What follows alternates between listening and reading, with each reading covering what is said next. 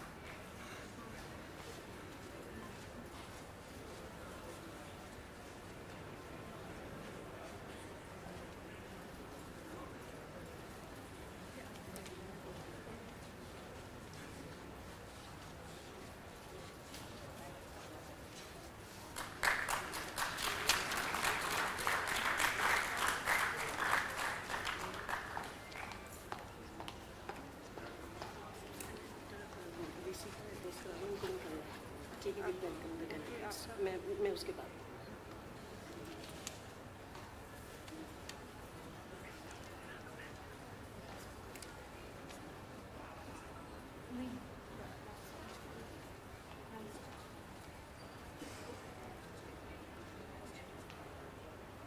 Now I would like to request our VC sir for the welcome address.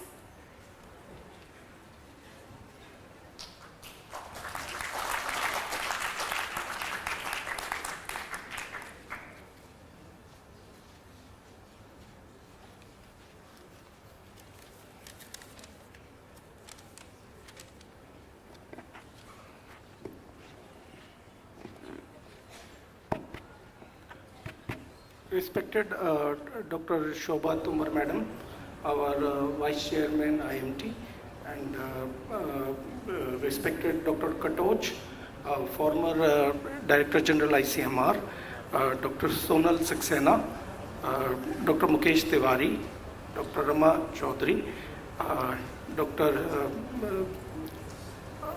Shama Tomar, and other dignitaries on dais and off the dais. Friends, it's a very exciting sort of situation where I like to welcome you for this very important meeting, which is being held at NIMS University, and it's RAJMICROCON 2023. This event marks a significant milestone in the field of microbiology, bringing together brilliant minds and dedicated researchers from across the globe. At NIMS University, we have placed always strong emphasis on pursuit of knowledge and advancement of science. We believe that these conferences like RAJMICROCON 2023 provide a crucial platform for exchange of ideas, collaborations, and dissemination of groundbreaking research. Microbiology, as we all know, is a field that has potential to transform the whole world, and we saw that with the COVID pandemic, where it was really a challenge to healthcare, but microbiology beyond healthcare has also a lot of applications in fields of agriculture and beyond. And the research presented here has the power to shape future, improve lives, and drive innovation. It is heartening to see experts from diverse backgrounds converge here to share their expertise and their insights. And as we embark on this exciting journey of discovery, let us remember the importance of collaboration and cooperation. Together we can push the boundaries of what is possible and unlock new frontiers in the field of microbiology and beyond. Friends, I'd like to extend my heartfelt gratitude to the organizers, the sponsors, and you all, primarily all the participants who have made this conference possible. Your dedication, hard work have not gone unnoticed, and I'm confident that RAJMICROCON 2023 will be a resounding success. In closing, I urge you all to seize this opportunity to learn, connect, inspire one another, and let us harness the power of knowledge and address the challenges of our time, which will pave the way for a brighter and healthier future. Thank you so much for coming here, and welcome for this conference.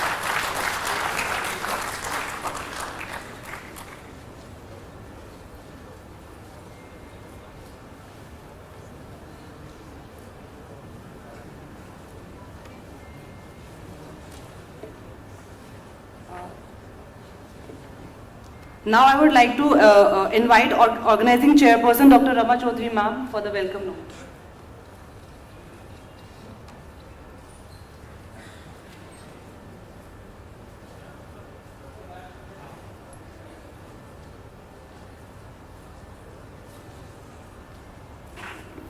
Good afternoon, everyone. I'm feeling so happy and honored to be here. First of all, I would like to welcome and thank Dr.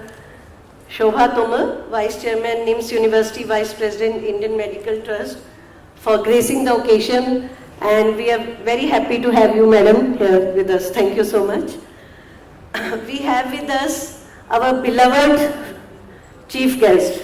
In any meeting, if Dr. Katoch is there, the meeting is always successful. We have always had blessings from him right when I was just a MD student, when I was joined MD in AIMS, and we were like colleagues. And after that, when he became Secretary DHR and also ICMR DG, we have a lot of associations and a lot of cooperation has come from him all the time.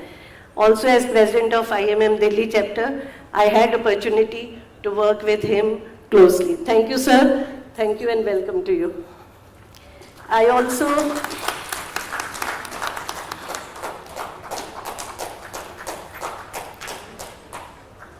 welcome Dr. Sonal Saxena. She is Secretary of Indian Association of Medical Microbiologists, a very renowned microbiologist. At a very young age, I must say, she entered into what you call it as a kind of administration of IMM. And she has been really doing wonderful job. And she has been also WHO consultant to AMR. In COVID also, her hospital, that is Maulana Azad Medical College, was actively engaged not only in patient care, but also in the diagnostics, which they have been able to provide to a lot of people. And we are so fortunate to have her here. Thank you so much, Dr. Sonal Saxena, for gracing the occasion.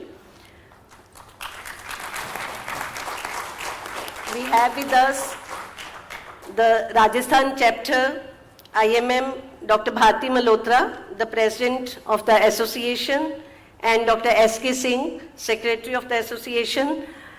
They are the one who started the Rajasthan Chapter. The first chapter was held last year at SMS.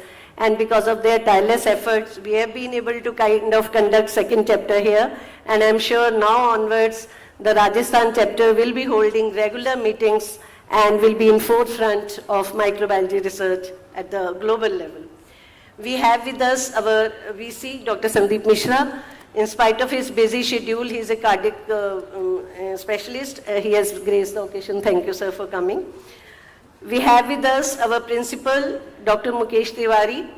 He is not only a kind of clinician, a very renowned orthopedic orthopedic surgeon. He is also a very good administrator. In a very short span of time, I have seen him becoming principal of medical college. I can see a lot of transformation in the college. And thank you, Dr. Tiwari, for making all the efforts. Thank you so much.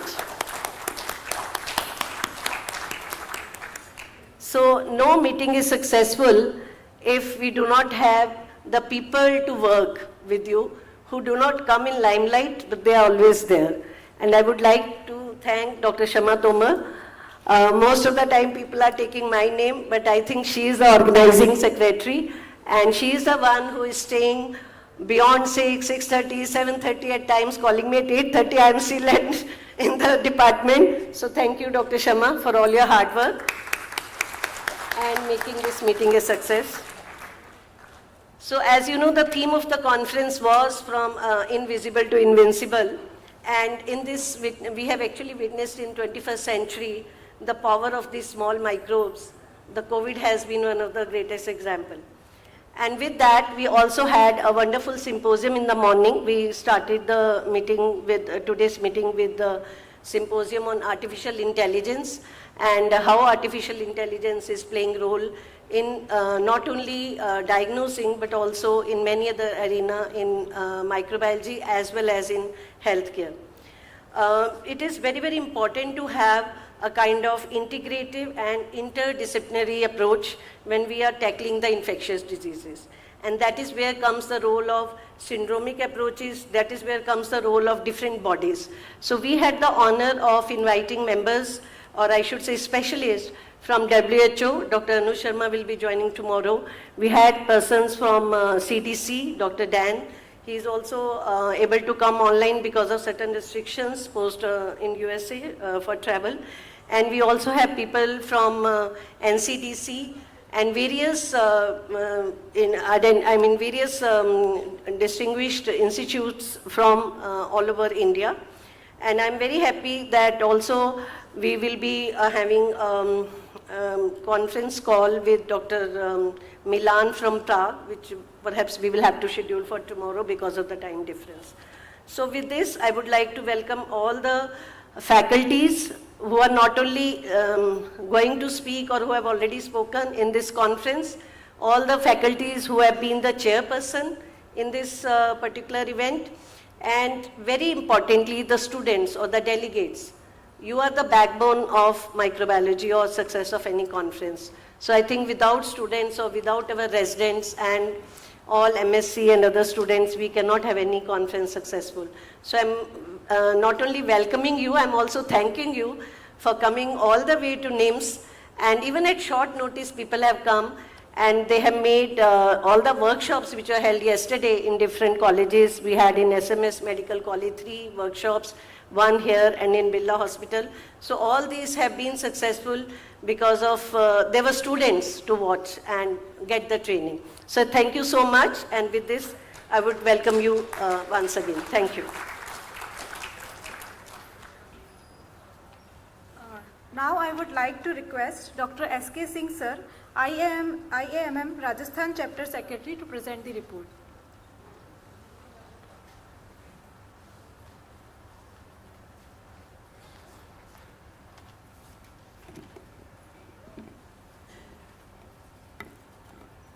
Good afternoon, dignitaries on the dais, respected Dr. V.M. Katur sir, Ma'am Soma Tomar, and Ma'am Shobha Tomar, and Dr. Tiwari, Madam Saxena, Dr. Bharti, and the audience here. I have great pleasure in welcoming from the IAMM Rajasthan Chapter Association, all the delegates who have come all the way, sparing their valuable time to attend this conference, the second conference. The first RAJMICROCON, which was organized by SMS Medical College, and as it has a resounding success, I hope the second RAJMICROCON is also going to witness successful in the series of such conferences which will be held in the years to follow. I am overwhelmed with the progress that association has made within a very short period of time. When the idea of formation of an association, the state chapter, was conceived, soon after it formed in 2018, we started thinking of organizing a state conference that we did last year, and during the last whole year we have been organizing many activities, academic activities, scientific sessions, CMEs and workshops under the banner of the association. And I thank you, the organizers here, for arranging this conference, which will provide a platform to the students who can present their posters and oral presentations. That is mandatory as per the NMC requirements, so that the criteria is to be fulfilled. And this platform will provide opportunities to build up the collaborations between the researchers. So I again thank the organizers and thank you all. Jai Hind, Jai Bharat.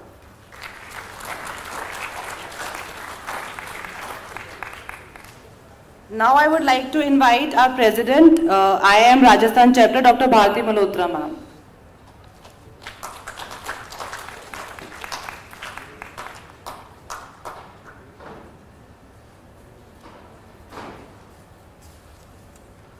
Hello. Good afternoon, everyone. It's my proud pleasure and privilege to welcome Dr. V.M. Katoch, our chief guest, and who's been a mentor and guide to me throughout. I've learned the microbacteriology, the molecular biology, all from him. He and his wife have been really supportive all these years, and through his guidance,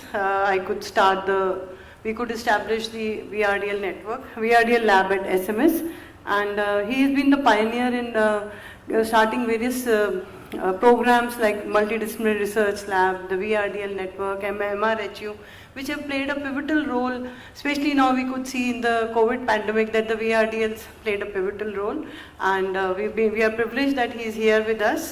Thank you, sir, for coming to this conference and guiding us. And of course, we've been lucky, all the conferences I've organized, sir has agreed always to be the chief guest, and that way I'm honored and lucky and thankful to him. I would like to welcome Dr. Sonal Saxena, the secretary of the national body IAMM, who's a dear friend, and she's been a guiding force, and she's really introduced many new things in the IAMM national body. So thanks for coming down from Delhi. And I'm really thankful to the local management from NIMS, Dr. Shobha Tomar, ma'am, for providing the support for the conference. This conference could be conducted in a very short time, and it's the first conference from the second RAJMICROCON for the state. So really thankful for your support, ma'am. Dr. Tiwari, thank you for your support, and really thankful to Dr.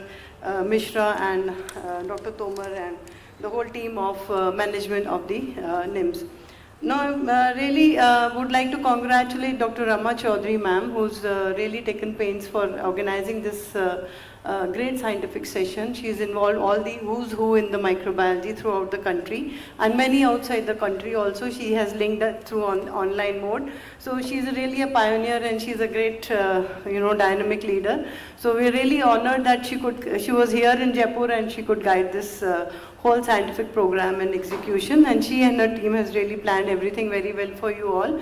And I can see so many of the dear friends in the audience, and of course their names in the scientific program, Dr. Malini, Dr. Mala Chabra, Dr. Pragya Yadav, and Sonal, and so many from Rajasthan also. So I welcome you all. I welcome all the delegates to this conference and the students and faculty. I'm sure you'll have a great time, not only scientifically, but also culturally and socially. It's the right time to interact with everybody. And you've already heard Dr. Midha talking about the invisible and the invincible.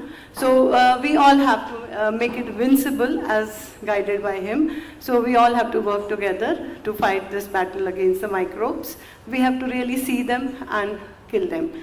All my best wishes to all of you for the successful execution of this conference. I would like to thank the Executive Council members of the association for their support in this bringing up this conference to this level. Dr. Rajni, Dr. Aruna, Dr. Mamta. We have new Executive Committee members, Dr. Saroj and Dr. Neeta are also here.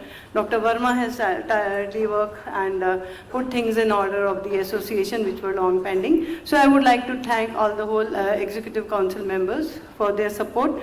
So thank you, and to the organizing team, and welcome to the delegates. Thank you.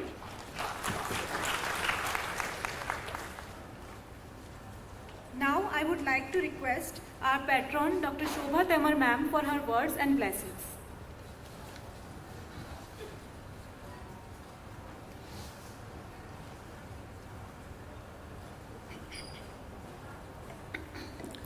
Our chief guest, Dr. Katoch, Dr. Tiwari, our principal, Dr. Sonal Saxena, Dr. Bharti Malhotra, Dr. S.K. Singh, Dr. Rama Chaudhary, Dr. Shama Tomar, all the delegates, my staff of microbiology, एवं मेरे प्यारे बच्चों, good afternoon, नमस्ते. आज जो ये second राज माइक्रोकॉन 2023 हो रहा है, मैं इसमें आप सबका अभिनंदन करती हूँ। और जैसे कि शमा जी ने अभी कहा था कि मैडम ने मेरे को माइक्रोबायोलॉजी डिपार्टमेंट बना के दिया या कोविड लैब बना के दिया, नहीं बच्चों, निम्स यूनिवर्सिटी तो मेरा बेबी है, मेरी बेटी है, जिसको कि हमने आज से 22 साल पहले हमने इसका फाउंडेशन स्टोन रखा था, हमारे मुख्यमंत्री अशोक गहलोत जी ने रखा था। और मैं इस निम्स यूनिवर्सिटी को जैसे जड़ की तरीके से सींचते हैं एक पौधे को, मैं जड़ की तरीके से सींच रही हूँ, सींचती रहूँगी। तो निम्स यूनिवर्सिटी तो मेरी जान है, और डॉक्टर मुकेश तिवारी इसके गवाह हैं कि हमने किस तरीके से इसको हमने इतना बड़ा किया है, और आज ये पौधा तो एक वट वृक्ष का रूप धारण कर लिया है इसने। ये और एक राज की बात बताऊं मैं आपको, 19 जनवरी हमारी जो निम्स यूनिवर्सिटी है उसकी डेट ऑफ बर्थ है 19 जनवरी, और मेरी भी डेट ऑफ बर्थ भी 19 जनवरी ही है।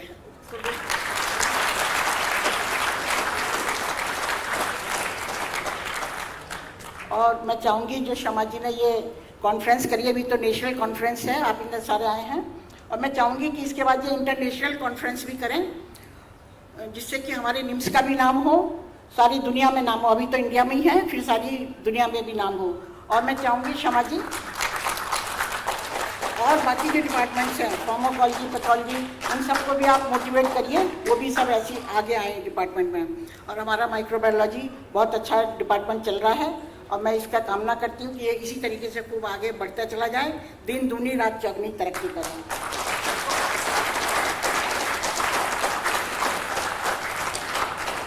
जय हिंद, जय NIMS.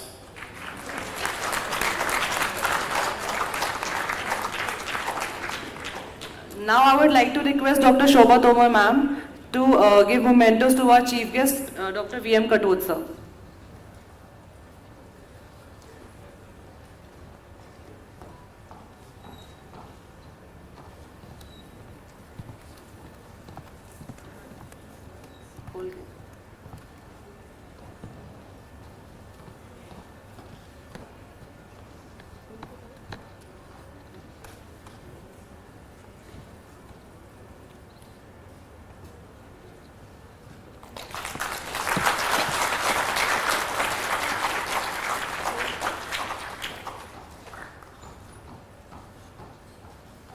To our guest of honor, Dr. Sonal Saxena ma'am.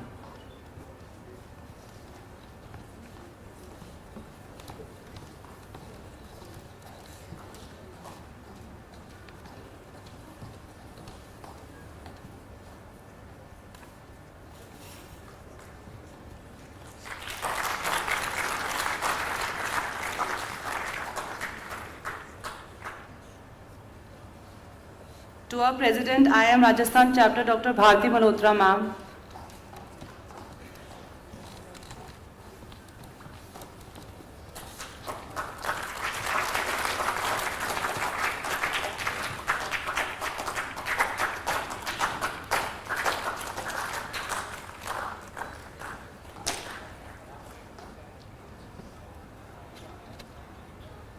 To our Secretary, IAMM Rajasthan Chapter, Dr. S.K. Singh.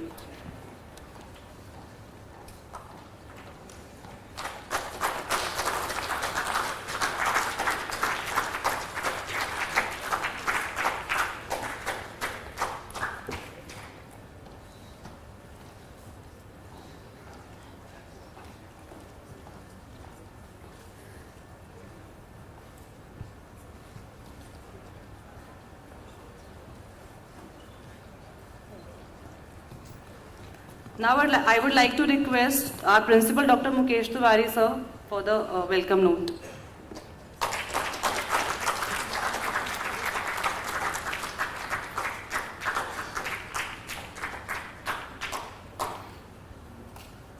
Thanks to all of you to be here. Thank you, Dr. Shobha Tomar madam, Dr. Rama Chaudhary madam, Dr. Gatoj sir, and all major dignitaries here. I want to welcome all of you at this event to be here at this RAJMICROCON conference.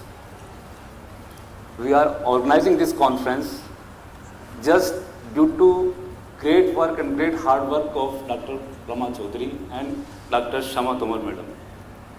I am here in this office at my principal office up to 7 or 8 p.m. and I have seen Dr. Shama Tomar Madam to work here for this conference up to 7:30. She is very hard working member for this.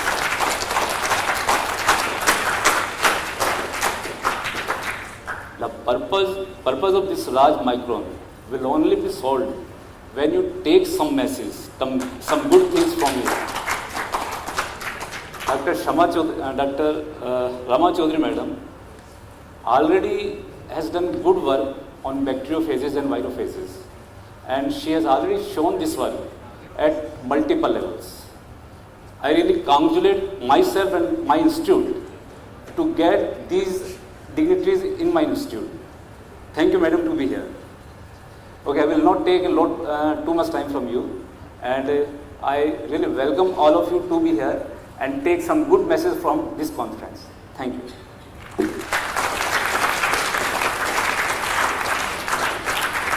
Now I would like to request Dr. Sonal Saxena ma'am, our guest of honor, for the welcome note.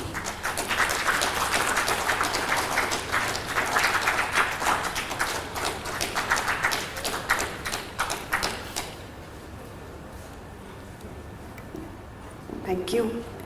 Respected Dr. Kadoj sir, respected Dr. Shobha Tomar ma'am, Dr. Bharti Malhotra, Dr. Rama Chaudhary, Dr. S.K. Singh sir, Dr. Sandeep and Dr. Tiwari, and Dr. Shama Tomar. I can understand the pain of an organizing secretary and organizing chairperson, the amount of hard work that has gone to make this such a grand success. And thank you so much for having me here and giving me an opportunity to interact with each and every one of you that I have just known, particularly the faculty. And to see so many students here is also very, very enlightening and very, motivating for us that we are doing some good work. Last 2 years has seen microbiology climb to a very great height, and we have to continue that work. Somehow we have not reached the peak as yet, so that fight has to go on and we have to reach where we all should be. So my first take is that when we talk of microbiology, it should not become synonymous with antimicrobial resistance. Please remember that. I champion antimicrobial resistance to a large extent. I work in that field, but still I say that microbiology is way beyond antimicrobial resistance, and I urge all the younger microbiologists to think about mycology. We had such a wonderful lecture by Dr. Mirtha today on parasitology, a field which we, mycology, parasitology, virology has picked up because of COVID, but these are the areas where we have to work really very hard. And of course, infection control, because another point is our face is actually infection control. It's not AMR. AMR will be taken care of if the infection control part is taken care of to a large extent. So to all the students, I would like to say that the education actually aims at inculcating the spirit of perseverance, and it should give you the right amount of inquisitiveness and the quest for knowledge, and all your seniors and teachers work really very hard for all that.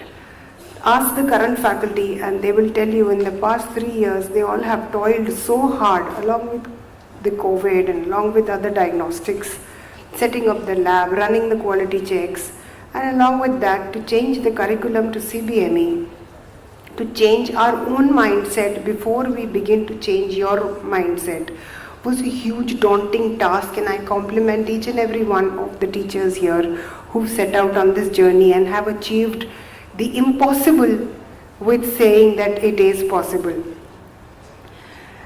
To all the practicing microbiologists, patient care is your primary goal, we all know that, and it is the quality which matters. Very often we talk about taking microbiology out from bench to bench side. But please remember, you can only go out if your own house is in order. Nobody wants to come back to a house which is in disarray. When we leave the house, I remember my mother used to tell me, please fold your sheet, please fold your razai, please leave the room the way you would like to find it when you come back from work or school or college, so that it is neater. And it was the mom's job, remember, to get everything cleaned up, all the utensils, everything, to get get everything in order, so that when we would walk in the evening, we would find the house spick and span, only for us to begin playing with it again and leave it in a disarray after a few hours. So please remember that well begun is just done. We have to continue to work. So when we go out and talk to the clinicians, we should first know what has happened in my laboratory. Am I confident enough to defend this report in front of the clinician, or I am myself not sure that this is the right result? So quality matters a lot at that end. And when ma'am said that I have started some new initiatives with IAMM, was that as when I took over as secretary IAMM, one burning feature in my mind was we do not have a presence with the younger generation, and I felt the younger generation understands an online mode more than an offline mode. So with that interest, I started the PG Masterclass every month, third Friday, and next year in 2024, I plan to take it a twice a month activity. It's an activity which is streamed live on IJMM PG Masterclass YouTube channel. All the recordings of all the lectures being held today, the Sepsis Day webinar, are available. You go to the YouTube and click IJMM PG Masterclass. It will take you to that channel where you can view any of these. Tuberculosis, outbreak investigations, and the highest hit, believe me, we've not had a single AMR lecture till now. The highest hit is 880 for Dr. Aruna Lokesh Chakravarti's lecture on fungal diagnostics. So you can imagine the amount of inquisitiveness that is there for one particular topic. So I urge all the younger microbiologists, particularly the students, to please go there. The topics that we choose are long questions from question papers which are taken from the country. If you want a particular topic to be added, please let us know. There is an email ID given on our website, my IAMM. Please let us know. We will try and include it in the upcoming webinars. If you have a speaker in mind, please let me know, because I am kind of running out of my friends list who all the time say that, or sometimes I have told speakers on a notice of 3 days, and I have sat in a train and run the show. But thanks to my wonderful EC, they were very, very much with me, and my own students at Maulana Azad have been very, very cooperative and supportive in all the activities. The other areas of IAMM, please encourage your members, your students to become members of IAMM as well. If not anything, it gives you a complimentary access to Indian Journal of Medical Microbiology, and it also gives you attractive discounts at the national conference that we have. So with that, I would like to again thank the organizers, particularly Dr. Rama ma'am, for having me here and giving me an opportunity to interact with you all. Thank you.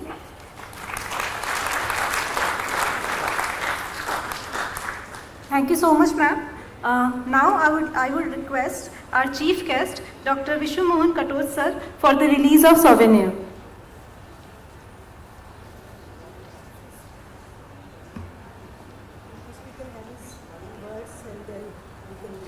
And I would also like to request our editors of the souvenir, Dr. Ankit and Dr. Sanjana.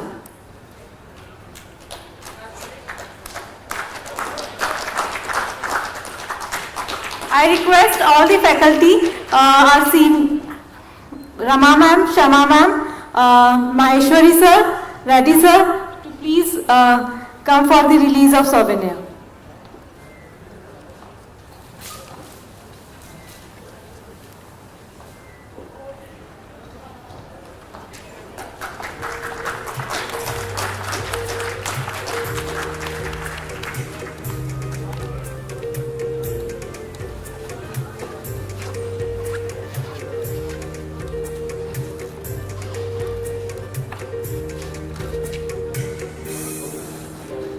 आप भी तो आओ।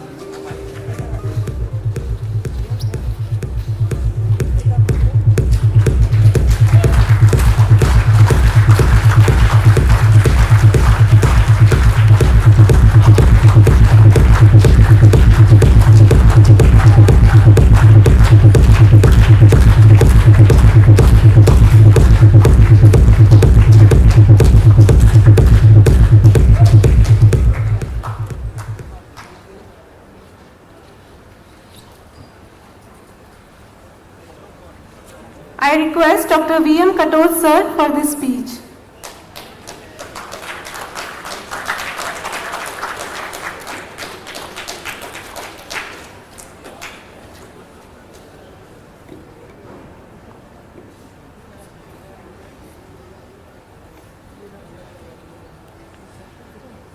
Greetings to all the colleagues. First, I'll start greeting NIMS authorities.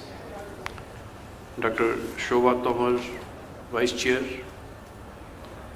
Dr. Sandeep Mishra has left, Honorable Vice Chancellor. Dr. Mukesh Tiwari, Honorable Principal. I think greetings to all of you, for providing this wonderful environment for the conference and supporting this venture. Next, I'll greet, the organizing team, Dr. Rama Chaudhary and Dr. Shama Tomar and other colleagues. Would be a big team. I don't know, maybe not be knowing the names. They could organize the thing, plan the thing, get the national and international speakers from Rajasthan, organize the environment, and of course the result which we are seeing. The final greetings are to the office bearers, Dr. Bharti Malhotra, President, Dr. S.K. Singh, Secretary, and all the other EC members of the Rajasthan Chapter of IAMM. And of course, many others who are supporting this build-up of the, movement of medical microbiology in Rajasthan. Just exactly a month back, I inaugurated the Maharashtra Chapter conference. It was 27th for them, and we are second. This just tells the gap actually. Either we were born long back and then we had a stunted growth, or we are born in 2018 as I am told, and then we started the movement from SMS only. And very nice, the second thing has come up in a quite well organized way. So the students will get definitely stimulated to attend the third one wherever it is held actually. I don't know where you are planning. Then organizing a number of the pre-conference workshops. That again shows the build-up of the momentum. See, it's a tough game because the country is in different shapes in different places. On one hand, we have very elite institutions who are in the forefront of academics, something which Dr. Rama Chaudhary represented before coming here. Then there are competitive good institutions, state institutions. But Dr. Bharti talked about the SMSR experience. We got a good presentation from Ajmer also today, Dr. Vijay Lakshmi talked that. But there are many other presentations which will come, they're making them tomorrow. We have a presentation from NIMS again on the parasitology, mycology, everything you are talking about in different fashions. Point is actually why we should be sitting in a session like this. It is to reflect actually, because quite often, Professor Maheshwari has come from SMS, this place. I think that the number of people who are today at NIMS are faculty, have been the past faculty of the institutions like AIMS or SMS and many other good institutions. I think that's all the vision of the leadership of NIMS, which Dr. Tomar represents today, and their family, their other associates they represent. But this will be the build-up of nuclei, that we have good private institutions coming up in Rajasthan.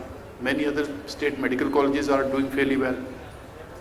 But you find islands. You don't find a uniform growth of a thing actually. And the same thing has happened to medical microbiology. I entered the medical microbiology in 77, passed out in 78. I attended the very first conference in Lady Hardinge Medical College. Until 2008, that means that there's another next 30 years. Except for 2 years when I was abroad, I attended all 28. But then after that, there was this, when I moved to Delhi as a techno-bureaucrat, certainly my attention got diverted. And except for 3 in Delhi, 2 medical microbiology conferences, one of which Dr. Bharti organized. And now I think that last Rajasthan MICROCON and Maharashtra and this one. So in a way, what I'm telling you, I'm not a master of telling you what you should do actually. Because I lost connection with medical microbiology to a large extent. I feel bad, but there was no choice actually, because the path I choose led me to a policy, led me to a different way of thinking, and I had to do justice to what I was doing. I have no regrets on that. Certainly that gave me the opportunity to create networks like virology, multidisciplinary research units, rural units, several other things which I could have never done as a medical microbiologist. So those are the opportunities, which the job of secretary gave me. Point arises, when I address you something, I speak from what I feel actually. When I talked earlier, in the national IAMM organized at the SMS, I thought, medical microbiologists always had a feeling that they're not given the full due, I think, opportunity to what they can do and what they could have done. So I think, that's the environment actually, it's already built up. You can't change that environment overnight, but you can make a place for yourself. If the medical people choose this medical microbiology as a career, there should be very clear goal to contribute to the public health care or to the diagnostics, not to say the routine treatment. I'm telling you. Routine treatment, the clinicians in India, they will listen to you at their convenience. And quite often the medical microbiologist is not available when they want to treat in the countryside. So their training, their everything is built around the clinical equipment. And by tukabaji, meeting this, mixing with this, with that and that. So it is a symptomatic management actually, which works quite well, many situations, but many ways not scientific, because there is no evidence what you're doing. But point is, you can't find it, you can't say, you can't compete, listen to me. If they don't want to listen to you, they won't listen to you. They listen to you when the treatment fails. So that environmental change is perhaps not in your hand. You keep on doing your job in a competent way, and if they ask the advice, in a position to advise them, but well, this combination will be better off, you ask me. And if they don't ask you, then say good luck. You can't do anything more than that. But again, I reiterate, you have a role in public health actually. Once the way you start investigating a particular thing, you start getting a peculiar type of cases. And now with the genomic platforms, everything being available, why you should wait? Virology laboratory available in every institution, why you should wait? You have a department for everything else, why you should wait? You start first investigation very fast actually. See, the best works on the nutrition, except for the NI in Hyderabad, they have been carried out by St. John's, Bangalore. And done by whom? Physiology people. They are the best way to understand even the physiology of nutrition. And they have done the best actually epidemiology investigations also in the field. So the point arises, you find a place for yourself, you start investigating. And what's known about the Rajasthan actually, many of the outbreaks? Few things very well investigated by people down here. But most often this is a doctrine which comes from the top. You are able to feed some data. You are able to feed some data into the surveillance. So you yourself are marginalizing your role. So I think at least for the younger generation, I can't say much to the senior people because they have chosen their path and they have led the path. They have been overworked by the system, they have been overwhelmed by the system. And I see they face a tough battle at many places of existence, of able to contribute something. I am aware of that actually. I know the kind type of environment which people had to face in the beginning. That's why from 2 to 27 is a big difference. Why? Because this is the environment of the state actually. It's not your fault. Now the second point arises, so you should choose areas, you should choose topics, which quickly you publish. You should not be waiting for the NIV to give you some reconfirmation. Why? You have everything facility with you. You have a regional laboratory now, AIMS, Jodhpur is a regional laboratory. AIMS, Jodhpur regionally is doing very well actually. Except for, I believe, the regional lab has not done much actually. I don't know much aware of that because I didn't see any visible progress anywhere else. They might have done because I'm not attending anything. So I will not say that they are not doing. But the point is, the local leadership has to be local. So what you contribute to Rajasthan is your life actually, that's your goal. And that will bring glory to you. Ultimately, you will be respected if Rajasthan is respected. You will not be respected if Rajasthan is not respected. This I am telling you very clearly. So if you make a group here, you publish something as a group and makes that becomes a policy, then you will be automatically quoted. This has come from here. If in all your work NIV has recommended something, then NIV gets the credit. You will never get the credit even for the hard work done by you. So this secondary role is your choice, I am telling you. This secondary role I never wanted. When I created this virology network for the whole country, I wanted the dominance of NIB to go. I'm telling you, I'm very clear. I wanted the country to be self-reliant in all areas. We wanted the regional labs, the state medical college labs to be strong. That has happened partially. Because NIB should be left with bigger roles of a leadership. They should not be led to the small paratrooper job of a CRPF or the BSF to be landed on some place of encounter of a terrorism. They should be led to a policy on the top. So I think that role for the younger generation should take it up actually. You should develop projects, publish fast, help your teachers, seniors, and write grants on that. There's no dearth of resources actually. 8 science agencies are funding research in India. Plenty of money for the science. The money has never been short, and the present is no shortage at all actually. It was never in short, I tell you, to be very frank. You talk of a big money, but to be used by whom? So the money was available for the people who wanted to do something, always available. If people have not done it, it's their problem. Now coming to the second subject, the topic part. They're brought invisible to, what you said in the last is invincible. Now, this is what Dr. Mida said very simply in that. It is evolution, co-evolution. And all the bugs are not our enemies anyway. They are living their life. They are evolving, they are living, and they will live. And why you should be after them? You have to protect yourself actually. So that One Health approach which we are talking about, the type of projects which you have to develop, are already to look at your protection. So if your science was on, like a Swachh Bharat Abhiyan, Swachh Bharat Abhiyan has covered almost 75%, fairly well.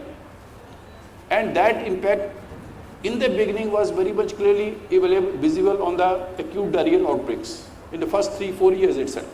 In 2018, I was invited for a gastroenterology conference. I delivered my, I think again, the same address as the chief guest. Because there, because people ask me, basically they invite me not for that I know everything, but they invite me for perhaps because of my past designation and because of thinking that I'll give some insight into the policy. So when I was looking at that, and I did the literature survey, Swachh Bharat Abhiyan is one of the most successful stories of the recent times. But hardly any science on that. Acute diarrheal outbreaks were reduced in a very significant way in the very first 3 years, every year.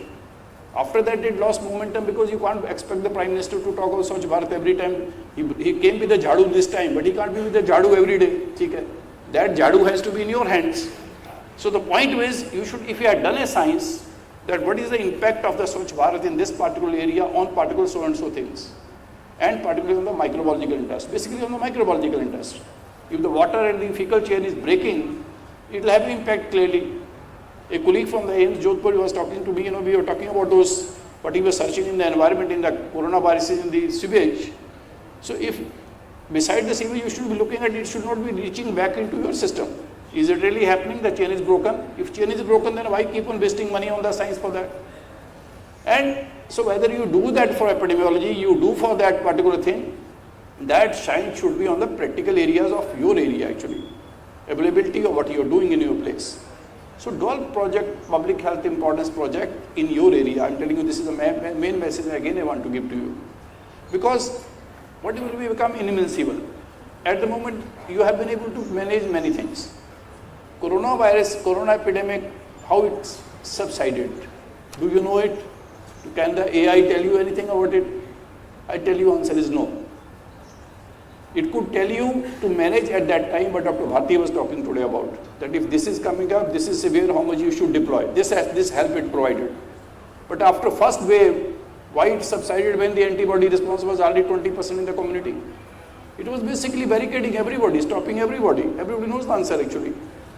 Now after why the second thing wave died out? Was it the vaccine effect or something else? Again, nobody knows. Because that kind of artificial intelligence utilization has never happened actually. So you should be choosing a subject when the young students, those 5-6 people who talked in the morning, they talk, they know the point, they know the basis of the science. But the point is it has to be backed by your data actually. Do I need the use of artificial intelligence in this situation?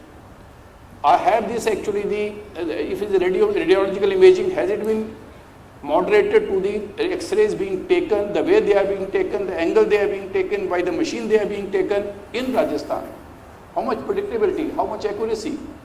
It is guiding or misguiding. That has to be your local work actually. So that AI application, whether it is on radiology or pathology or microbiology, has to be on your data, I tell you. It is the no data from anywhere else can guide your policy. So I think that is why the point again arises, you should work on generating your data. So I think the project should be based on that actually, rather than sitting in your place in your computers and making graphs. You can do that, but that's not the science. That is only a killing of time. That is the way I'll define the science. So it should not be a science for killing of the time. It is a science which should lead to a policy decision by anybody. And your name should be there. Well, this came from this place. See, when you talk of SMS, there are legends like Professor Rajeshwari Sharma, a person MD Medicine, then MD PSM. Now, his name's so many years after death, he died in 2012. But the work done by him in 70s, work done by him in 80s, work done by him in 90s, that stands out even today actually. That's quoted, that's cited. So, to my microbiology colleagues today who are attending, if it gets into the head of few of youngsters, what do I want to become a Rajeshwari Sharma? Do I want to leave an imprint? I think that should be the approach actually. So there should be a lot of microbiologists in this place actually in the state of Rajasthan who can become Rajeshwari Sharma for not only for Rajasthan, for the whole of the country, maybe for the whole world. So I think you think of the long-term activities, what I will do, what I will not do. Because invincible is the last part I am telling you.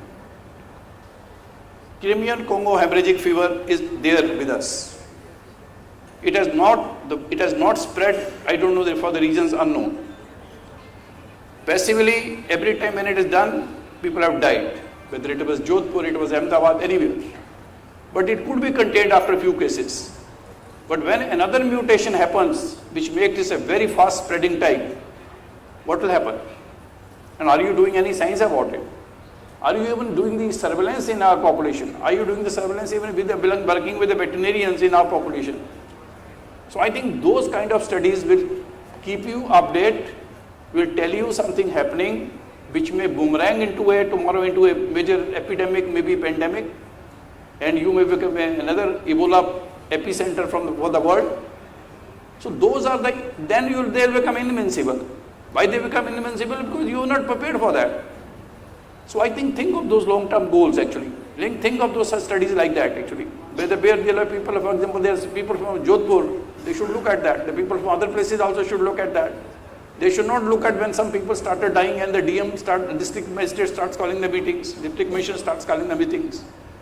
So I think for the medical microbiology colleagues today, particularly for the younger generation, who will have a role tomorrow, some youngsters, maybe they are faculty even today, they can start thinking of projects writing even today. Some of the people who will be joining the faculty tomorrow, there's huge number of medical colleges in the state. They should have some objective in life. What medical microbiology, what content, for whom, for how many, what impact I will leave. So the medical microbiology has to grow in this state, I'm telling you. This is a wonderful effort made by the people, first from SMS Jaipur there, today NIMS joins, tomorrow another institution joins. I think this change should continue. So within a year, organize number of meetings. Within a year, organize number of meetings even on a subject on which all of our working actually. Like a staph typhus is coming, which test is working? Hold an online meeting on that. Come out with a consensus, which technique is the best. On a particular another subject, you hold an online meeting. If the physical meetings they cost money. So I think those kind of activities should be sustained and done in a much bigger scale actually. So future is with you, but it depends upon how much you want to exert. We can catch up for the 25 years lost. We can catch up academically. Medical microbiology colleagues in this state again had served the people. It's not that they have not served the people. They have served the people. But now they have to show their existence as an independent specialty, which means, I think, lot for the specialty, lot for the people at the public health level, and the careers, which are based on your own data. Ultimately, it's not just a repetitive nature of the work. It should be your work. It should be the work which should influence the policy. You should be using it, working with some point of care methods which you can transmit today, tomorrow to so many CSCs, PSCs. Choose such projects actually. No, they won't be required for you in the medical, in the department in the microbiology, but they are required by the people in the periphery. So I think choose those subjects. With these words, I think I'll close my address because I think I may have overshot the time. They said a few words. So the few words have become, I think, few paragraphs. But certainly when you start talking, you can't stop. And I'll just say that I'm very happy to be here this afternoon. I spent the whole day. Dr. Rama Chaudhary again as a very old colleagues. Again, same story with Dr. Bharti and all the people. Dr. Shama Tomar, again, she was reminding me of the Medical Microbiology Conference in Agra. It was way back in '96. I think this is a long journey. Many of us have traveled. I thank you all. Wish you good luck. Jai Hind.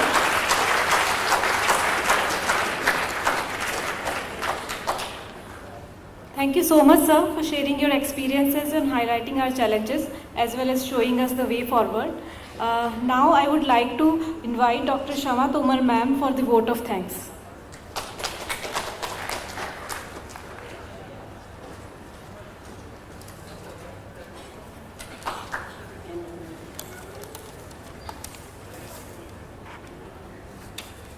Hello, good afternoon, everybody. On the behalf of the organizing committee, it gives me utmost pleasure to welcome our honorable guest, Dr. V.M. Katoj, retired from the ICMR, then respectable honorable Vice Chairman, Dr. Shobha Madam from the NIMS University, our respectable principal, and respectable President and Secretary of the IAMM Rajasthan. Again, respectable dignitaries, my colleagues and the students, those who came today here to attend this conference. This second RAJMICROCON, ideally when I came here, I joined in 2020 November in NIMS University. That time there was discussion going on in the SMS, and I used to go for conducting the external examiner for the MBBS for MD. From that time I decided maybe it is a private institution, no problem. Our management is so good, I was knowing 100% that they are going to support me. So when last year there was general meeting in the September 2022. So the moment they told anybody is ready to take the conference for next year, the moment that sentence, before completing that sentence, because I was very ready from the inner, so suddenly I stood and I took this conference. So I am very happy. Even this credit goes to our respectable Maheshwari sir, our colleagues, so many senior professors in the SMS. I don't want to talk so many things because this is the scientific session. We have covered so many topics from the different aspect of the microbiology, including 5 workshops at different venues like SMS and everything. Already our Rama madam has told. So instead of taking this time, so I want to advise the students and the new budding microbiologists, whenever we are going for the conference, this is the one of the important platform where we can interchange our thoughts or whatever the experiences we are getting from the seniors. And this way they can enlighten their knowledge. I will not take any more time. Last but not least, I am thanking to everybody, those who are coming all the way from the different parts of the state and different parts of the India to make this conference successful. And last but not least, it is my privilege to propose a vote of thanks to all my dignitaries, my colleagues and all the delegates which are coming from the different places of the India as well as Rajasthan. And I hope that you will return with the sweet memories of this conference. Thank you very much.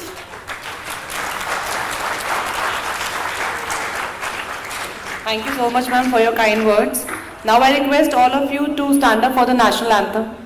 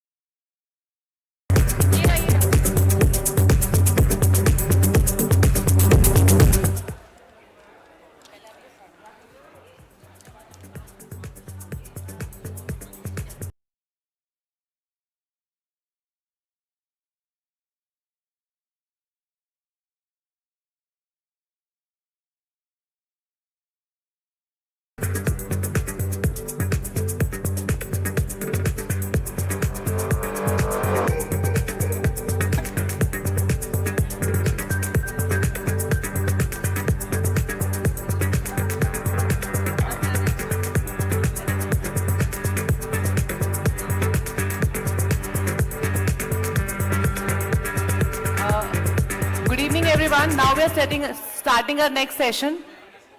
So please be seated.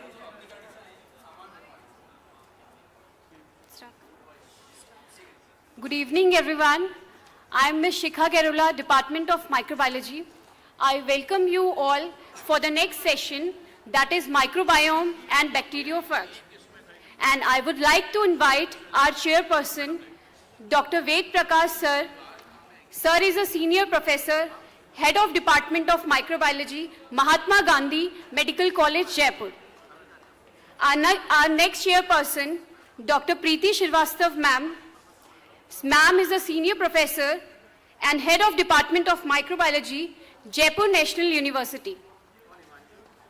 Our next chairperson, Dr. Rajni Sharma ma'am, senior professor, Department of Microbiology, in charge of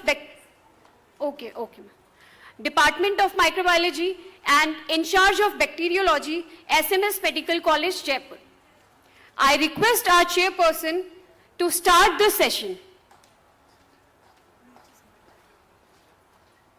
Our chairpersons will be chairing the sessions from there only.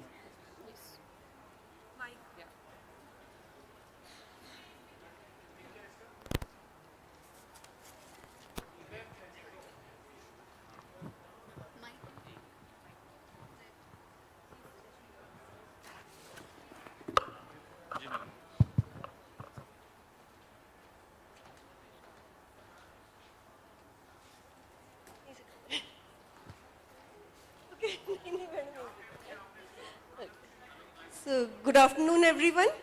Let us start with the next scientific session. So, since morning we have witnessed very important speakers, and in continuation of that, now the next important topic is microbiome and bacteriophage, and knowing about them is the need of the hour.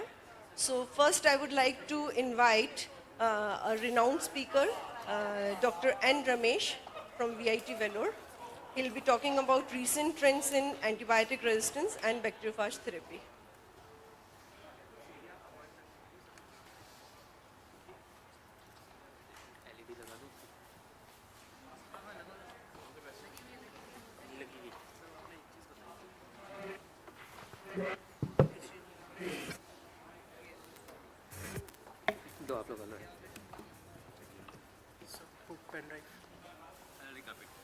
So, Dr. Ramesh, he has master's degree in applied microbiology from Prairie University, Salem.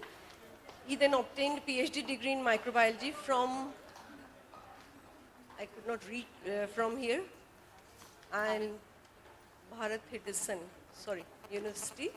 And okay, let's continue with the lecture. Thank you, ma'am. Thanks for the introduction. So, good afternoon. So, after having lunch and inaugural, it's a challenge for the speakers. So, let me face it. So, each and every second, every minute in the world, we are losing a patient because of the AMR. You all know that what is the AMR. So, antibiotic resistance is the biggest issue in the world. As a scientist, we are the responsible to identify alternate. So as I was doing my PhD, I was looking for alternate. So the alternate would be we cannot depend on new antibiotics. Last 30 years, we did not get any new antibiotics. So I just chosen why don't we go for alternative? So that is the answer we got for a phage therapy. Why don't we go for a bacteriophage therapy? So I'm just since 2007 I started working in this bacteriophage therapy. So my lab stands India's #1 for bacteriophage research. So we start from the basic to until the therapeutical applications we done, and we work with the more than 26 countries in the world. So I'm just move on to the what is phage. So in our lab, we are, as I mentioned, actually we are focusing on isolation of MDR, XDR, and PDR from the clinical samples and identifying it, and we are doing the phenotypic and genotypic characterization of antibiotic resistance. And then we are doing starting from the isolation of phages until complete characterization of phages like biofilm, in vivo assays, therapeutical aspect, and efficiency of bacteriophages. We are doing that. So. So in our lab, we are actually focusing on isolation of MDR, XDR, and PDR from the clinical samples and identifying it, and we are doing the phenotypic and genotypic characterization of antibiotic resistance. And then we are doing starting from the isolation of phages until complete characterization of phages like biofilm, in vivo assays, therapeutical aspect, and efficiency of bacteriophages. We are doing that. So So as if I ask you the questions, what is the deadliest disease in the world? So you may tell me, you can see the, it mentioned, first you may mention that cancer or AIDS or anything, any point you may mention. But as a scientist, what I say, so the superbug is the deadliest disease in the world. So it is going to claim so many lives. They expected 2050, but still, I expect more. So, I can say that we need an alternate. So the WHO, the PPL, the priority pathogen list, they announced already. So they categorized into critical, high and medium. And then in Indian point of view, so Indian priority pathogen list also be by the Health Ministry. They already released. So the healthcare providers, they are following and then going for a treatment options. So in our lab, so start with the genotypic, resin gene screening, plasmid, mobile elements, and then the conjugation aspect. So we focus on carbapenem, cholesterol dicyclic. So mainly focus on the PDR. So these are the resistant genes so far we have amplified in our laboratory. So we have more than 8 to 9 primarily for our amplification. So until we have a cholesterol resistant genes we have. So we used to amplify. And then there are reports from lab, especially we identified the New Delhi metallo-beta-lactamase, okay, and then the OXA 181. So we first identified in the Enterobacter harmanchi and then prevalency reticuli. These two new reported we identified them, and studies we find out endium OXA in mobile genetic elements, integrans 1. So it can easily transfer from one bacterium to other bacterium. And the last study is in the sense in AMR, so we published in a JAC. So it has it is able to transfer it resistant to other bacterium, mostly are carbapenem resistant. So what I am emphasizing here, we lost all available antibodies in the world, including antibodies, carbapenem coli. So the bacteriophage. So what is the alternate? So as we lost all the available drugs, so what is the alternate? So alternate would be the bacteriophages. So bacteriophages is it is very ancient. And it is available in everywhere, and it is it eats bacteria. Okay, the bacteriophages it eats bacteria. So it's very abundant anywhere in bacteriophages. So it may be from DNA or RNA phages, single-celled or double-celled bacteriophages. So the size will be the minimum 45 to 100 nanometer in the size. So initially the classification was the cardovirus. So it is a myoviridae, cypoviridae, and portoviridae. But now the ICTV removed the existing one, and currently they proposed new families. So it comes 20 to us 3. So this is a new one. So you all know that the lytic cycle of bacteriophages. So what happens? Bacteriophage with the bacteria, and then inject the genetic material, and then it make a complete system of bacteria.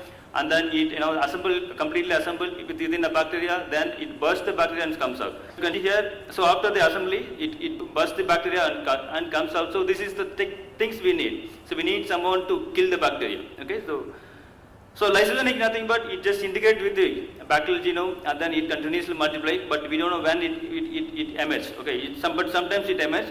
So in a phage, it has a receptor. All the phages won't affect all the bacteria. It is a genus specific, strain specific, subtype specific. So it will attach only the specific bacteria, even it won't kill any other type of bacteria. So but antibody, what happens when you prescribe antibiotics in narrow spectrum, it kills the whole narrow spectrum bacterium which is present in our human body. As we have a 2 kg wet weight of microorganisms in our body, whole body. So when you take microbes, what happens? It kills. It is a broad spectrum. It kills both gram-positive and gram-negative. But here, the bacteriophages, the advantages here is it specifically attack the bacteria. It won't kill even, for example, if it is E. coli, it kills even kill the strain 2. So that is the advantage of using this phrase. So this therapy is nothing but therapeutic use of bacteriophages to treat the pathogenic microorganisms. So there are so many, we can have microbe infections. We cannot always say that the patient will infect only one bacterium. The patient may infect with so many type of other bacterium. So we can use, and also the application here, including medicines, dentistry, aquaculture, livestock, poultry, veterinary science, environment and agriculture. So in an environment we can go for a wastewater treatment plant. Okay, so we can introduce the phages, and then it find the particular the bacteria and kills it. So the history starts with the Ernest Hanbury, 1896. He find out and something is in the river of Ganga, but he couldn't make it. And then the verdict told, he find out, this is the bacteriophages, but because of the, the funding worldwide, he couldn't continue it. And finally, the Felix de Herald, he is the man who find and publish this work. That is the of this scientist. Therapy for a patient, and finally he succeeded, and he find out, okay, there is it is called as bacteriophages.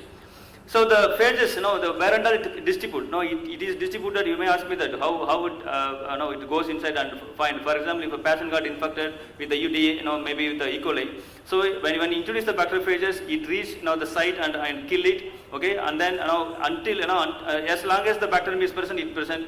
If there is no bacterium, it's killing. Because there is no food available for the bacterium. So they identified in a variety of the organs, and it also transcytosity. The important point here is the transcytosity. It won't disturb the cells. Even we have tried in our laboratory. We introduced. I'll just show you the forthcoming slides. So at present, the bacteriophage therapy can be as a CPT, compassionate phage therapy. So if the patient got infected with PDA, there is no treatment available. So with the consent from the patient and then the legal advisor with the medical register, doctors can go for a phage therapy. So at present, the Georgia, they were using it, but now many countries they are accepting as a CPT, compassionate phage therapy. So this is how. So initially, the patient is diagnosed with the AMR, and then the physician, and then they get a consent from the patients. Then the active phages, nothing but availability, sensitivity of the phages, production, transport, and formulations. Okay, and then the authorities here. So regulatory authorizations and local and institutional approval. From your institutions, the ethical approval can be done. So in front of the committee should be presented. So this is the condition of the patient. So he has no other way, has to go for a phage therapy. Then the administration, therapeutic administrations, sensitivity again, after the injection should be monitored, and then finally, you can go for a report. So there are, as I mentioned, the Eliava Institute, Georgia, they are the pioneers in the world. Still so long they are doing the, because this institute is established, the Felix de Herald along with the team, the senior team. Now they are continuing the phage therapy, and they are supplying the phages around the globe. And after the Helsinki report from the Finland, they most of the countries now adapting to go for a phage therapy, especially those who infected with the PDA. So this is the research aspect in the bacteriophages. It starts with the isolations, plaque assay, host range, purification and stability. Then you have to go with the TEM, one-step growth curve, in vitro activity, deintegration genome analysis. So when you work with the bacteriophages, it releases. So without whole genome sequencing, we cannot go for a treatment. And then the phage cocktails, in vitro, in vivo activity. Okay, so this all can be done. So phages can be in sewage systems and wastewater, and then the soil. Okay, there you can isolate, even from your own gut, you can isolate the bacteriophages. So in our lab, these are the list of phages available in our laboratory. So we have more than 100 phages. The 100 phages all are ready to use for therapeutic purpose. So 50% of the bacteriophages are genome done, and we are the rest of them are declined. So the host range is very important in the Indian scenario. So when you compare with other countries, for example, when you compare with the US, so what happened? The sequence type is very less in number. But when you see in Indian scenario, our sequence type is higher. So we need to find out in E. coli there are so many sequence types is there. Okay, it is not easy to simply we can isolate the bacteriophages and go for a treatment. So it won't cover whole India, and sometimes it may cover only south part, sometimes it may cover only north part. So the sequence type is important here. Those who work with this bacteriophages, they must know and identify the sequence typing of the bacteriophages. So we are saying that since we tested with Indian, finally it doesn't work. Means that they are their own collection. They are not covered with our Indian scenario. So when you go for a phage therapy, so the lytic phage, it should be a lytic bacteriophages, and then the short absorption time, and then we short latency period, and then the high burst phase. So these are the important characteristics with the bacteriophages. So if when you work with phages, you all should think about this criteria when you go for a phage therapy. So these are some of the example I just mentioned here. The staph aureus, you can see here, it kills out of 206, it kills 192. Single bacteriophages kills 192 bacteria. So means that it has a broad spectrum activity. So like that we have to find out the phages, and we can go for a cocktail of phages. And the absorption also I have given some example here. Some of the phases you can see here, the time, absorption time is very limited. And then the burst size, high burst size. If the single bacteria phase go and sit in a bacteria, it should give you a high number of bacteria, the number of bacterial phases. So that can be used for the therapeutical purposes. So the purification here, again, starts with the PEG and NaCl. That is the only gold standard method. Still we are using it. And sometimes even if we have the facility for ultracentrifugation and the microfiltration, those techniques can be used to purify the bacteriophages. And the next work is we done by the phage antibiotic synergy. So we just used both antibiotic along with the bacteriophages. So what happens when we use the antibiotics along with the bacteriophages, the efficacy and then the survival percentage were increased. Okay, I will tell you the reason why it's. So we cannot say that always it won't work with all the antibiotics. There are some certain limited antibiotics. So here we tested with the phage antibiotic with 8 different antibiotics. Out of the cevifime and tazobactam, it gave you the 90% the recovery rate. So the reason behind, also we tested with other bacteria, E. coli and Staph aureus. Here the cell wall inhibiting antibiotic, that when you mix with this bacteriophage along with this cell wall inhibiting, you will be getting more the activity. So instead of when compared with the other antibiotics, the reason behind, since it is already disturbing the cell walls, so it is easy for the bacteriophages and reducing a load. And anti-biofilm. So we all knows that the importance of the biofilm. So biofilm playing a major role of the antibodies couldn't reach the location of the bacteria and it couldn't kill it. So we just tested whether the bacteriophages can pass through the biofilm. So we made a biofilm and then we introduced the bacteriophages, and finally what happens, it can evade the biofilm and kill the bacteria. So also we tried with the cell lines, mammalian cell lines. We introduced the bacteriophages and have seen whether it has any activity or not. So we used here the Pseudomonas aeruginosa as the pathogens, and the phage name is Moto. So this phage we introduced in the HEC 293 and ROD 260.47. This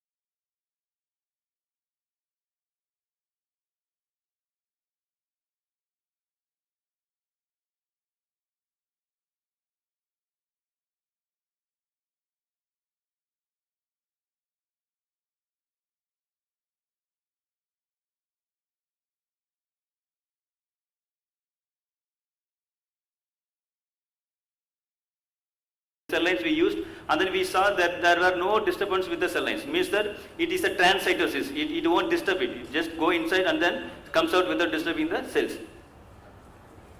And the storage and transportations, this is very important here. For example, in India we are working with the bacteriophages, and our phages may be used by other countries in the UK and US. So by air travel it takes nearly 21 to maximum 21 hours to reach any countries. So the existing method already in the world, what happens, you can go for a lyophilization, but when you use those methods, again you have to grow the bacteriophages along with the host bacterium, and then you have to go for a large scale protections, then you have to purify the bacteriophages and go for a treatment. But what we did in our lab was we have used different excipients that is accepted by the pharmaceutical companies. Means that pharmaceutically approved excipients we used. We have used different concentration of the excipients, and then we find out the sucrose, gelatin, and it gives excellent stability. So we made a patent for this method. So what happens, once you made a powder of these bacteriophages, this powder can be mixed with a saline and can be injected directly to the vein. It's really is not required to again wait for another week to large scale protections and then purification of the removing of endolysins and then going for a therapeutical aspect. So we also checked whether the mother and child overlapping of the bacteriophages. So we did a metagenome of the stool sample from the mother and child. So after that, what happens here? The mothers have more diverse species than the children, and no other child, it doesn't share with the mothers, but it has the bacteriophages. So far, also we are seeing, thinking that the CSF doesn't contain any microbes, but there is a report that CSF contain microorganism, microorganism along with the bacteriophages. So these phages, you may ask me, it is not a pathogen, it is a normal flora which is residing, already reported 2019 from Australia. One of my collaborators, he published, they identified, they took the human healthy volunteer, they collected the CSF and then gone for identification of the bacteriophages. So it is there. So we also tried with mice models. So we infected with the pathogenic bacteria, and then we introduced the phages. You can see the survivability, and the bacteria, it killed the mice. But when we alone injected the phages, it doesn't happen anything to the mice. And also we tried with the G. malariae an infection, the model organism, small animal model. It's not possible to every labs to use with large animal model. Therefore, we decided to use with the small animal models. And this is the different experimental setup we made. So control, saline alone, bacteria alone, and then phage alone. And the test we divided into single dose and multiple doses. So we have given, and this is the worms, the healthy worms. There we injected, and the hale and healthy is white, and then the brown and dark is the dead worms. So you have to inject the suspension in the last left prolix. So if you inject in between, the worm will die. So we will not know that whether the worm died because of the phages or injections or a bacteria. So this you can see the survival. I am just given the single example here. There are many reports in this result. I am just showing you only E. coli. So single dose, and you can see the 96% survivability, and when there is only bacteria, it kills after 48 hours. So multiple doses. So multiple doses in the sense, 0 hours, 6 hours, 12 hours, like that we have given. So when we go for a multiple doses, the recovery rate still increased. So also we tried the C. elegans. C. elegans also small animal model. So we divide into prophylactic and therapeutic aspect. So when we compare with the prophylactic and therapeutic aspect, the prophylactic gives us a good result when compared with the therapeutic one. So you can see here there is a bacteriophage was sleeping. Now the phage is playing with his mother. See is a live example here. Because of the bacteriophages, now the couple got a baby. Okay, so they are here. Pranav, he is going to talk after me. So it's a bacteriophage baby. We named last conference him as a bacteriophage baby. In India, every year, not every year, every day, so many people we are losing because of AMR. So we don't have any alternate options. We should go through this. Also, it is not a new therapy. No need not to panic these things. And since we are using 100 years back, okay. So patient experience, as I mentioned, every month we are getting call from the patients for the phage therapy, and we are just forwarding to Pranav. And this was the conference we had in first conference, Dr. Elizabeth Cutter from US.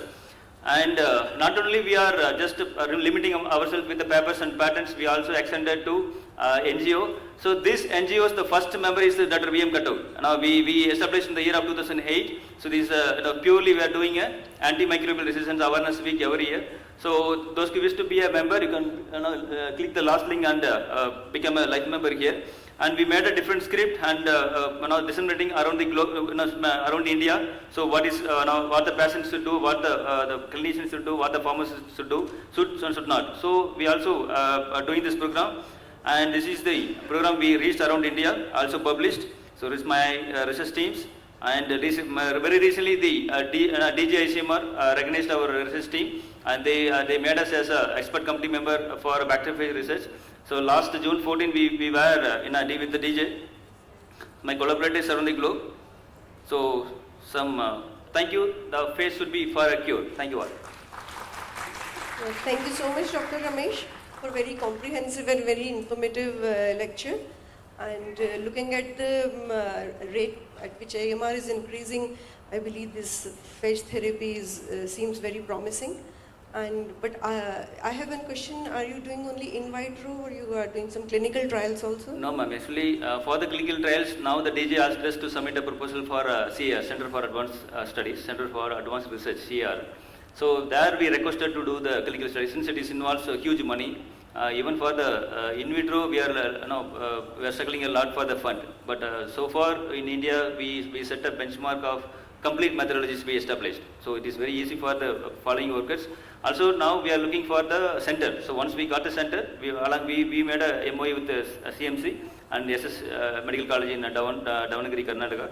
So we proposed a center. So there we are planning to do the clinical trials of our whole bacteriophages. And North, Dr. Gopalnath is leading from BHU. He is applied for a whole, he is covering whole North India.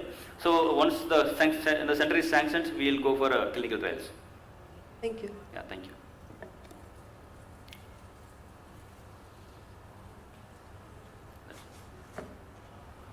Yes, so we'll start with the next session, the speaker here is Mr. Pranav Johri from New Delhi, and the topic which he will be covering is from patient to advocate, developing phage therapy in India.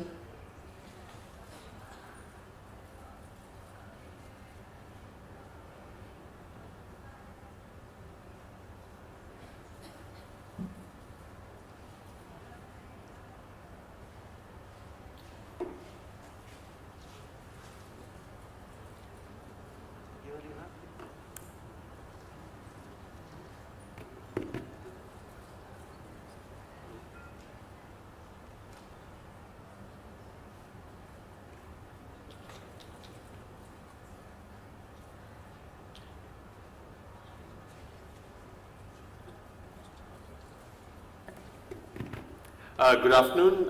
Thank you first of all to Dr. Rama ma'am for inviting me here to the RAJMICROCON conference, and thank you to the NIMS University for hosting this. Dr. Ramesh, thank you for making my job slightly easier by giving an introduction about what phage is and what is phage therapy. I'll take you back to 2016, which is 7.5 years ago, and this is the situation that I had found myself in at that time.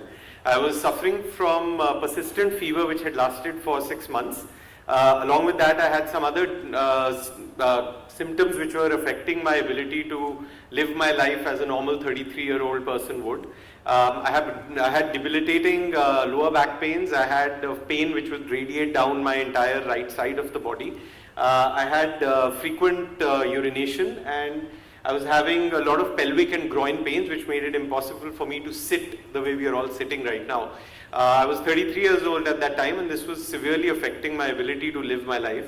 Over 19 visits to various specialists, my condition was diagnosed as chronic bacterial prostatitis, which is a bacterial infection of the prostate gland. The doctors initially were very confident of being able to treat it successfully, and my treatment was started with oral antibiotics that were given to me empirically. It was started with azithromycin, then it moved to doxycycline. Once I finished a 2-week course and went back to my doctor, he was a little bit puzzled that I had not seen any symptomatic improvement. So he decided to change the medication to ofloxacin and moved over to the fluoroquinolone for the period of 6 weeks after that. When I finished that course and went back, I had seen zero improvement in my prostatitis symptoms, and I had begun to develop, in fact, side effects from all of these antibiotics.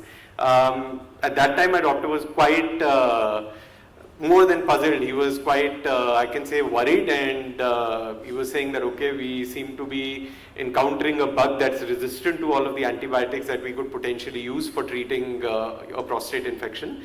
So he moved it to a combination treatment of intravenous amikacin and ciprofloxacin orally.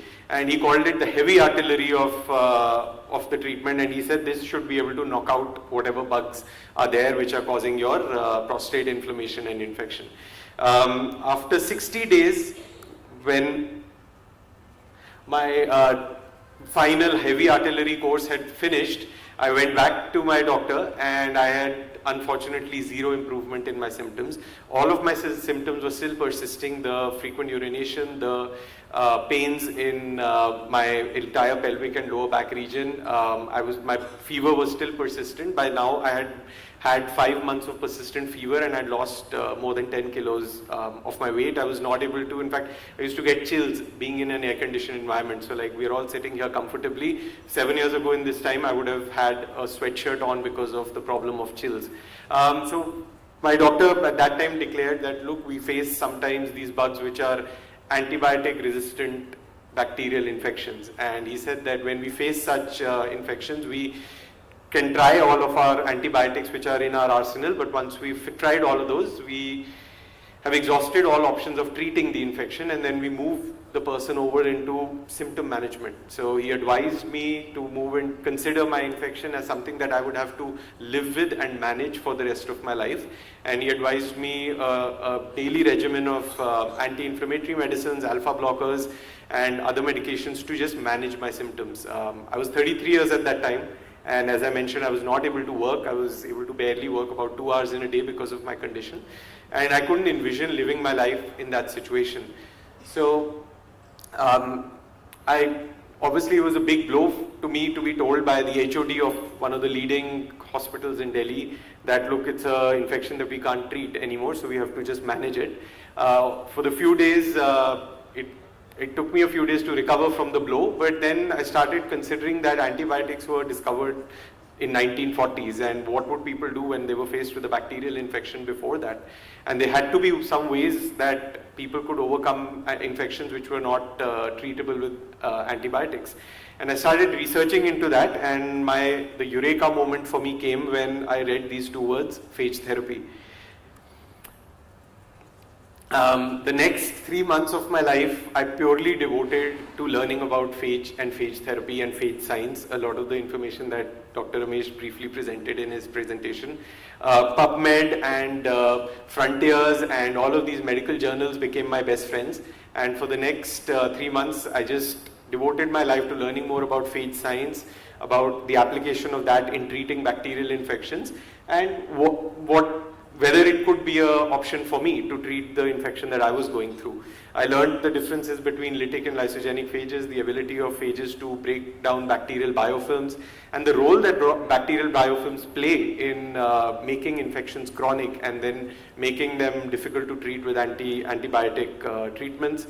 And after learning enough about the science, I started looking into institutions which applied therapy for treating human infections. And all of I came across a few institutions, but in terms of the premier institute which had the longest experience of dealing with human infections with bacteriophage therapy, it all pointed towards the direction of the Eliava Institute, which is located in the capital city of Georgia, Tbilisi.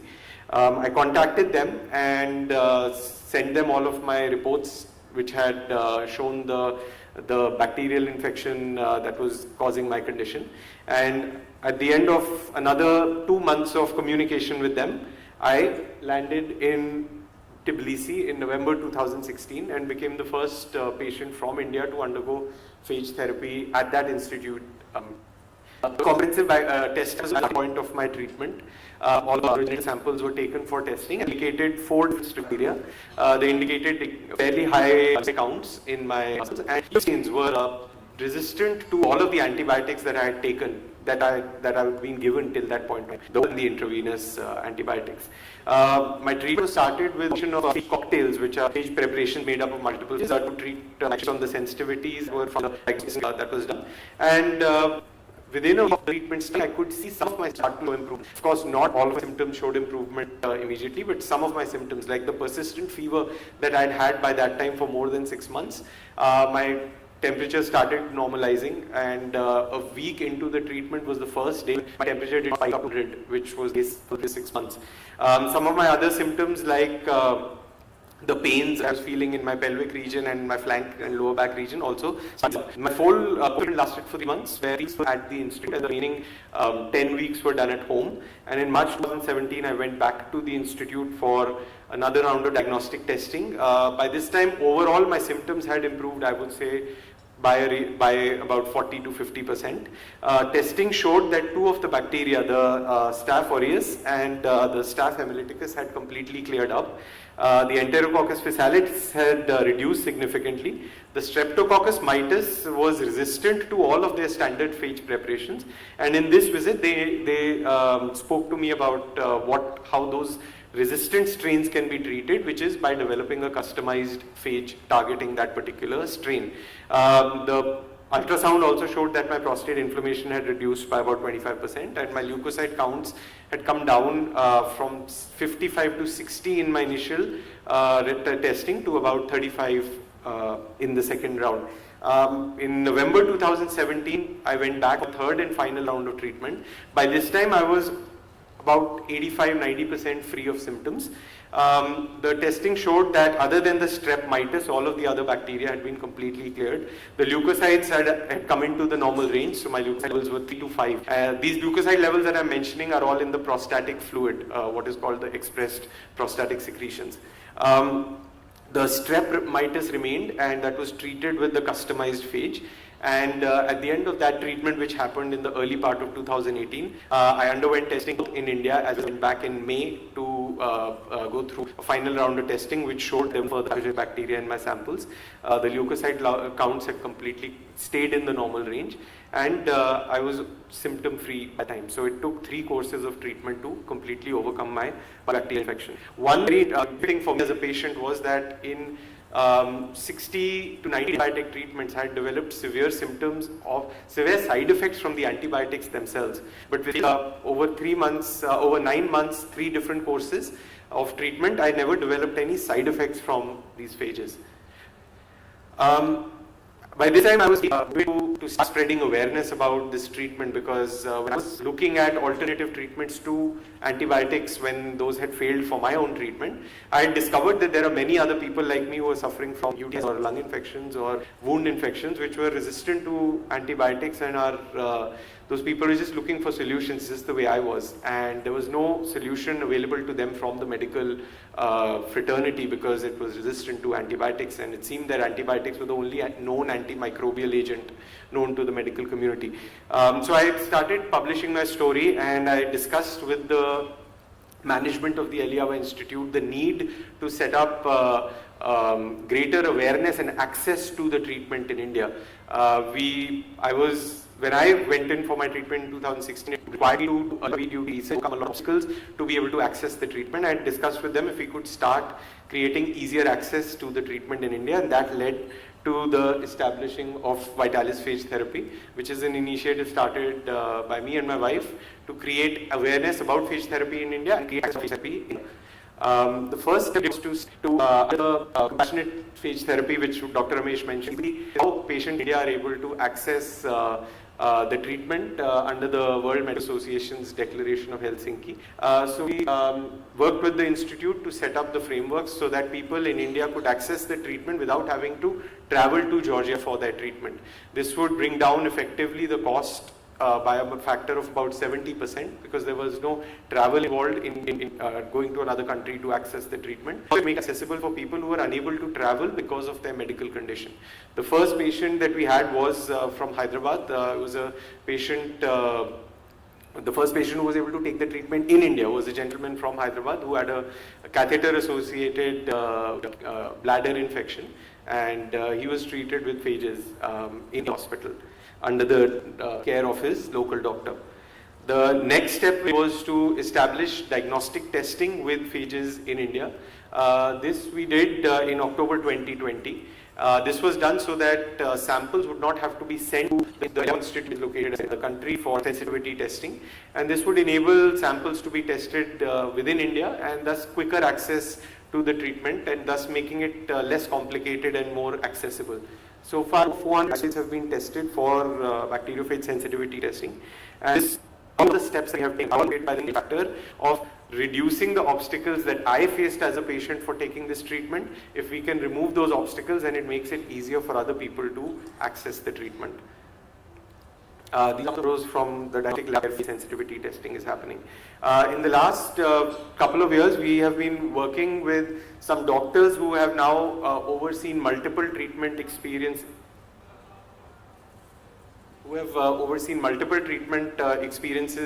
as the treating doctor. So this is one urologist. He's located in, as you can see, in Noida, associated with multiple hospitals.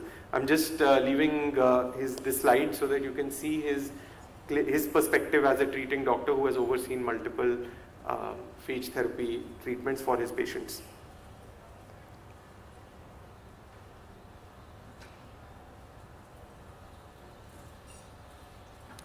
This is another urologist who's overseen multiple cases of treatment. He's located in Bombay, and he's given details of the first case that he was able to treat with phage of his 42-year-old patient who was suffering from prostatitis.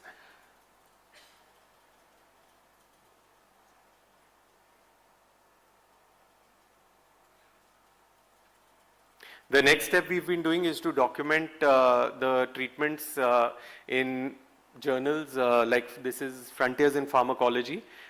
This is a case study that we had published in 2021.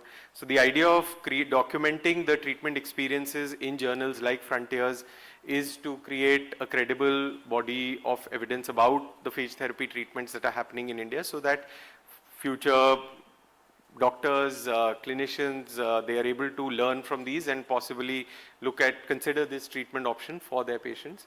As you can see, this paper has seen a good number of citations and last 2 minutes left.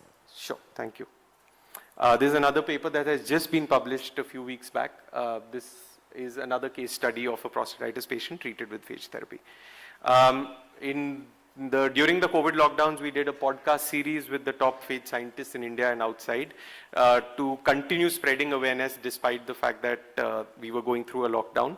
And that series, over 10 episodes, received more than 15,000 views, and we used to have many clinicians and doctors who would be in the audience watching them. These are some of the significant phage therapy talks that we have delivered in the last few years.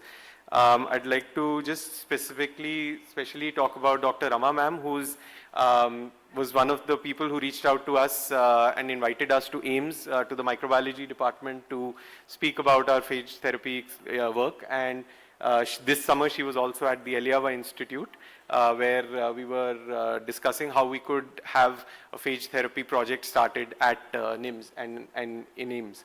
I'd like to also mention Dr. Ramesh, because he invited me to VIT twice to present our phage therapy work and our experience in his university. And as he mentioned, they have one of the most active labs doing phage research in the country.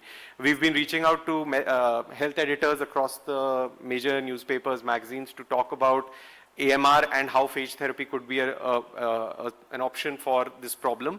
And I'd just like to quote a health editor of one of the national newspapers, where she said, "We've always run AMR stories as a problem. This is the first time we are running a solution to this problem in a story." So far, we've had more than 900 people who've contacted us since we started. As I mentioned,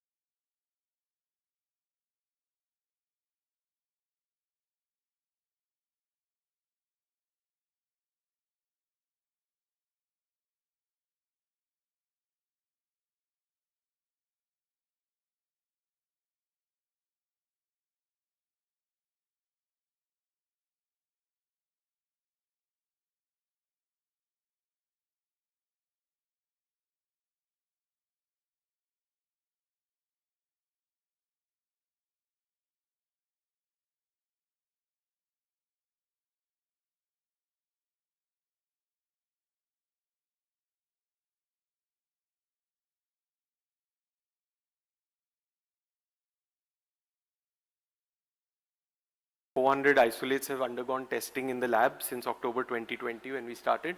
More than 200 people have been able to take this treatment. And the success rate, as measured in terms of being able to eradicate the bacterial infection and symptomatic relief, has been about 70%.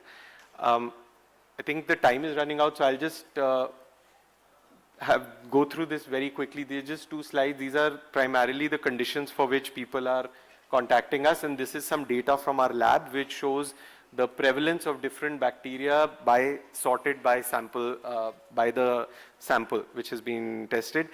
Finally, our last slide, my journey as in phage therapy started in 2016 as a patient. And it's some source of some satisfaction that we've been able to establish a framework which has enabled more than 200 people in India to be able to take this treatment. We are now working with some hospitals and some clinicians across the country to enable CPT for their patients. As I mentioned, Dr. Rama ma'am was in Georgia this summer, and we were exploring how we could establish some phage therapy frameworks in the institutions that she's also affiliated with. And for our work in this, I was awarded the fellowship by the Society of Bacteriophage Research and Therapy, where Dr. Ramesh is the secretary, recognizing the work we've done in creating awareness and access to phage therapy in India. And finally, this is a photo of my family. Dr. Ramesh showed him my baby as phage baby. That's my son. I think he's somewhere outside. That's my wife and me. On all our birthdays, we wish each other happy birthday and also say thank you to phage, because essentially I wouldn't be standing here in front of you if it wasn't for phage therapy. And everything that's happened in my life since phage therapy has happened because of phage. So thank you so much for listening to me. Yes, thank you, Mr. Pranav. I think your personal experience and the cases you have shown definitely shows a promising role of phases in the treatment in this era of antimicrobial resistance, and with the no new antibiotics coming up in the picture. So thank you so much. Thank you. Thank you. One question is there. Have you experienced any side effect of phage therapy, since these are after all live viruses? So since you have taken phage therapy, so have you experienced any side effect of it? So ma'am, I never experienced any side effect over 9 months that I was given phages. One thing I'd like to point out, when you say these are live viruses, these are bacterial viruses. These are viruses which are part of our microbiome. So it is not necessarily something foreign to the human host, to our immune system, because they are already part of our microbiome. And what is essentially done when you're doing phage therapy in treating a bacterial infection is to just increase the concentration of those same phages, which anyways are part of our microbiome. But you just increase the concentration at the site of the infection, so that the infection gets broken down. But you're not really introducing anything which is foreign to the human body, and thus the immune system does not react to it. Thank you.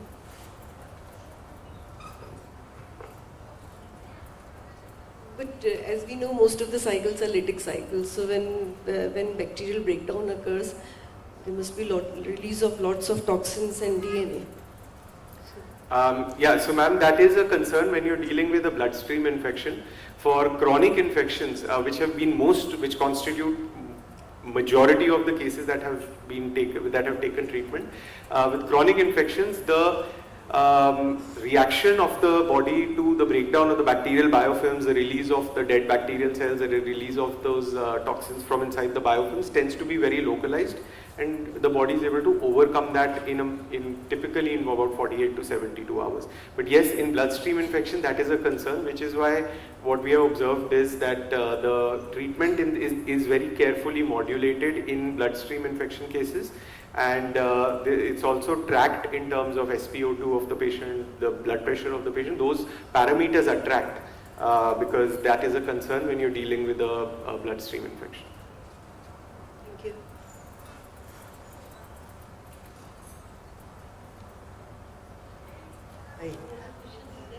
Yeah,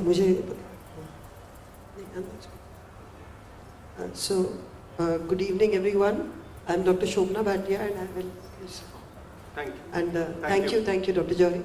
That was indeed an interesting talk.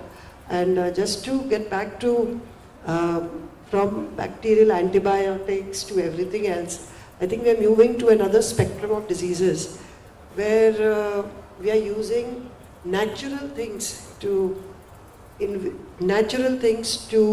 take care of infections. So we started with giving antibiotics for diarrhea because the patient had infected stools, and now we've come a long way in now trying to use the stools to kill bacterial infection. And for that we have our next speaker, Dr. Ajit Sood. Dr. Ajit Sood was unable to come, and he will be giving us a video lecture. But just to introduce him, he's the professor and head of the Department of Gastroenterology at Ludhiana. He did his DM Gastro from PGI Institute, and he's also a BC Roy awardee. So welcome Dr. Ajit Sood, and we will be seeing his video on fecal microbiota transplant. Start the video.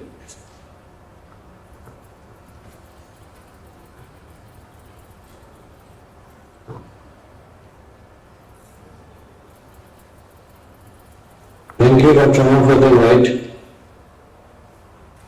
We've been doing fecal microbiota transplant for since 2015, and I always wish that I could learn more from the microbiologists, and today I got a chance to interact with the microbiologists. It's really happy occasion for me.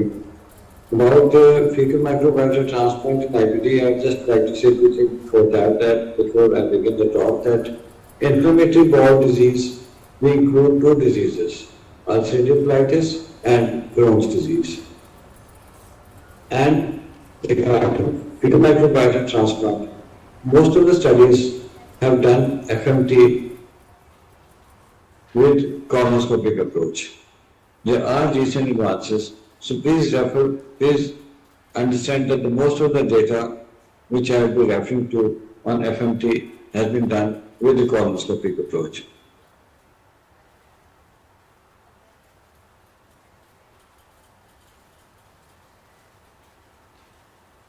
Year 2017, a book came in the market, A Planet of Microbes. I read from the book, we live in an era of unprecedented scientific knowledge about the origins of life on Earth. But if you want to grasp the big picture, we have to start small, very small. That's because the real heroes of the story of life on Earth are microbes. Year 2021, article appeared in Frontiers in Micro that the Methylobacterium organism was isolated from the International Space Station. The same year, it was known that previously unknown organisms discovered on the space station could help grow plants. So it's not only a planet of microbes, it's actually a universe of microbes. And there are two universes, one outside, including all its galaxies, on the left, and the other one is the universe inside our body or inside our gut. And this is an electron microscope picture. And both these universes are interdependent. Coming to the commonly used word microbiome, microbiome actually is a community of organisms that occupies a reasonably well-defined habitat and has very distinct physico-chemical properties. Here we refer to the microbes in the gut. And each of us have very unique microbiome. Now, is there a set of organisms, what we can call them as a healthy microbiome? There is none, because each of us has a unique microbiome, and for that individual, each microbiome is a healthy microbiome. Till there is a disturbance, or what we use the term as dysbiosis, and that puts a person at risk to developing a disease.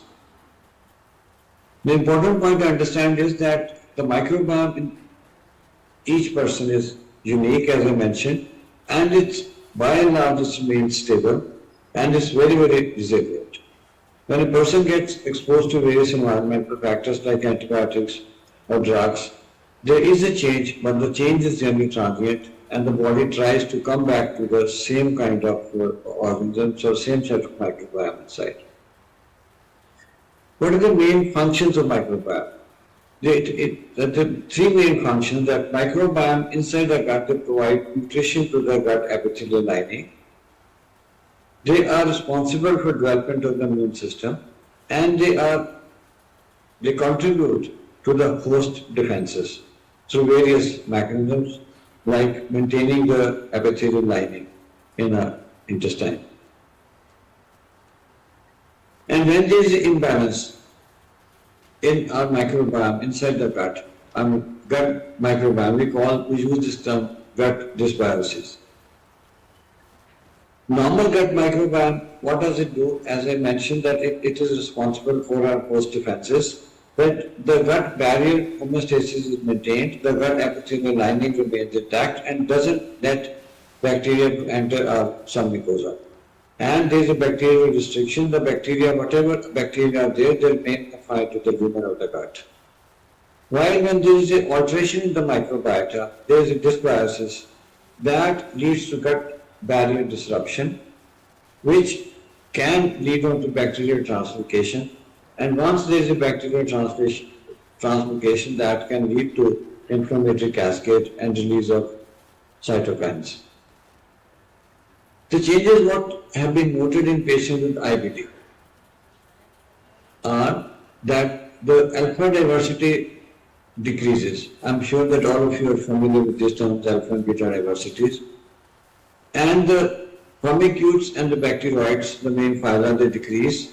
The Clostridia, the mainly species 14 and 4, Bifidobacterium, Lactobacilli, they decrease.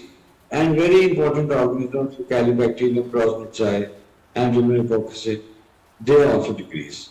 So some of these important organisms are what we club them under anti-inflammatory organisms, they decrease, while E. coli, Fusobacterium, and Proteobacteria and Actinobacteria, they increase in number.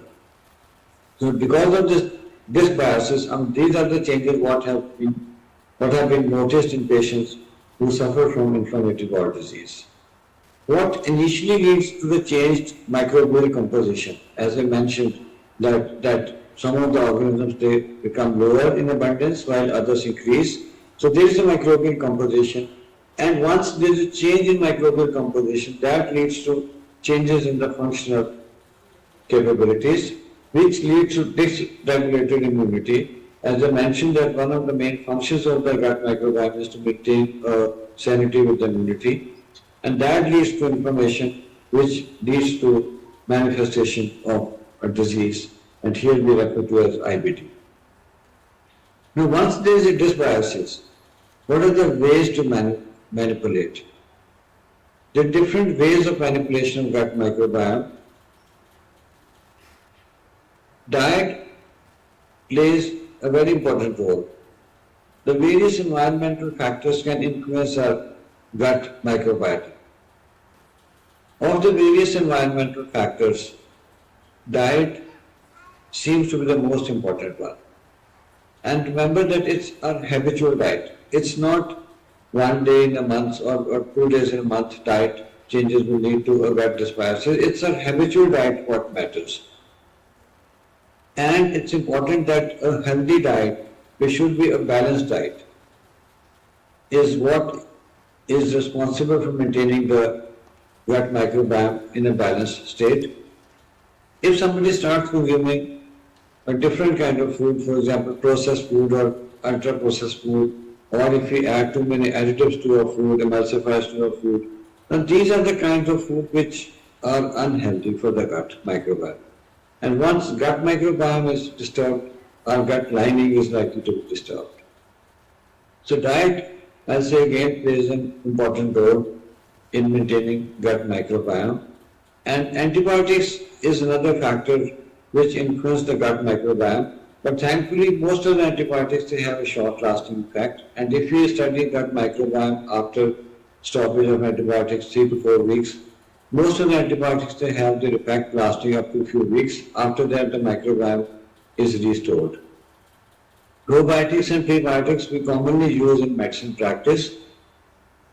They are very selective organisms, and they can result in increasing the number in the epithelium, and they get engrafted in the gut, but they're very selective organisms. While fecal microbiota transfer, which is a way of manipulation, in this the entire stable ecosystem is transferred from a person to another person.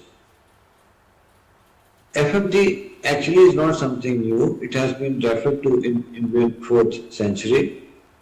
And what we define FMT is its infusion of a fecal suspension from a healthy individual into GI tract of another person to treat a specific disease. Like today we are talking about IBD. Now this is how we do it at our center. We collect the stools from a healthy donor, and we transfer the sample to our institute within an hour, and we put the stool matter in a polythene bag, and this is a stomacher, and we put the bag in the stomacher, and there are handles to homogenize it. And after homogenizing, we sieve it, and the particulate matter is discarded, and the clear liquid matter is ready for infusion. Now coming to the efficacy of FMT, I would like to mention here that when we talk of treatment of IBD, there are two phases of disease. The one is when we use treatment to induce remission. That means we want the mucosal ulcerations to heal in the intestine. And second phase is to maintain the remission. Now this study, this is the meta-analysis, is focused on induction of remission in patients having mild to moderately severe ulcerative colitis. And there are 6 RCTs mentioned here, and this forest graph shows that there is a clear benefit of FMT over placebo, and the odds ratio being 4.1. So efficacy of FMT in patients with mild to moderately severe ulcerative colitis is well established. Now when we compare this therapy FMT with other commonly used drugs or other effective drugs, what we name them as or group them as biologics or small molecules, the efficacy of FMT is not very different from a very potent drugs, what we call them as biologics. And recently we have added small molecules. So the efficacy of FMT is actually comparable to the other drugs which we commonly use to treat ulcerative colitis and Crohn's disease. This is a study which came from NIMS, in which they combined FMT along with anti-inflammatory diet for 1 year. And they showed that when we combine the two, the response rate or results in patients are better as compared to patients who were given FMT plus they were put on standard medical therapy. Means they were given the routine habitual diet. So it's important that FMT plays a role, and as I mentioned earlier, the diet also is a very important factor which has a strong influence in the gut microbiome. So this study showed that FMT and diet together does better as compared to the standard medical therapy. This is a study from our group where we showed that when we use FMT for treatment of IBD, that it's not sufficient to just stop therapy after induction of remission. We have to continue therapy if we want to have a long-term efficacy, or if we want to maintain remission, we have to continue FMT. And in this study, we used to do FMTs after every 8 weeks. And we continued this for 1 year. And the patients who were continued on FMT did better compared to those patients who were given placebo or sham colonoscopy. So FMT does not lead to permanent changes in our gut ecosystem.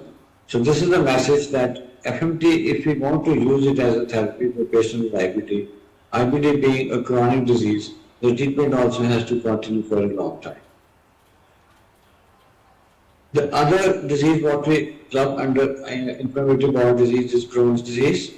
Now Crohn's disease and ulcerative colitis, they have a different presentation. The site of disease may be different, and the response rate in patients with Crohn's disease has also been evaluated. The studies, however, are not as many as they are available for ulcerative colitis, and the response rate, which is based on mainly the cohort studies, is not as good as what we have noticed in patients with ulcerative colitis.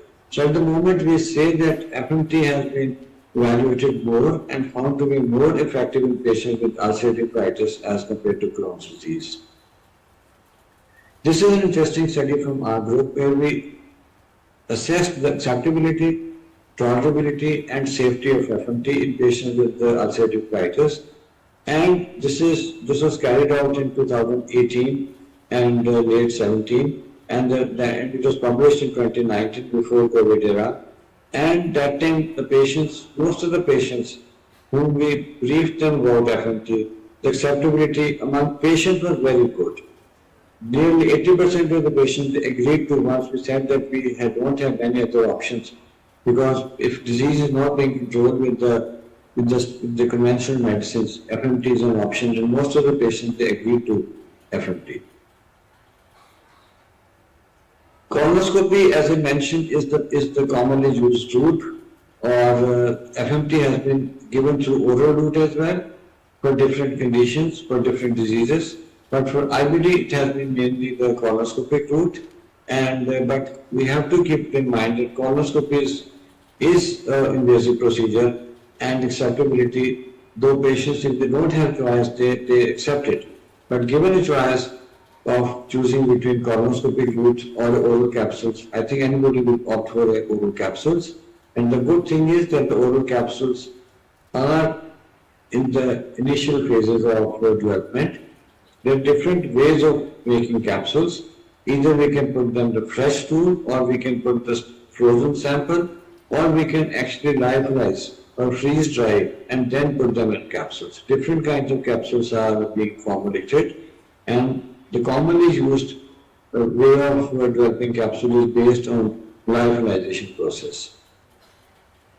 And a single study has so far come up in which they studied 15 patients in two groups, and they documented that the lyophilized FMT is effective in patients with ulcerative colitis. So this is a very positive trend.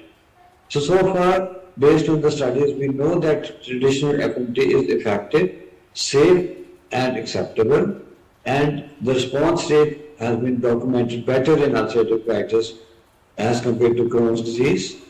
So do we say that we have a final word, or can we say that we can incorporate into our treatment protocols? I'll say no, and we don't have enough evidence, or we don't have a standardized procedure, which I'll come to in the next few slides, that what are the shortcomings still accepting FMT as a well-established therapy. There are various barriers still. I've been talking with gut dysbiosis. I'm sure it must be coming to our minds that gut dysbiosis, I can document that this really leads to IBD. I said that this is what has been noticed in patient life. So whether it is the cause or it is the effect, we really don't have an answer, but we don't have any evidence to answer this question at all.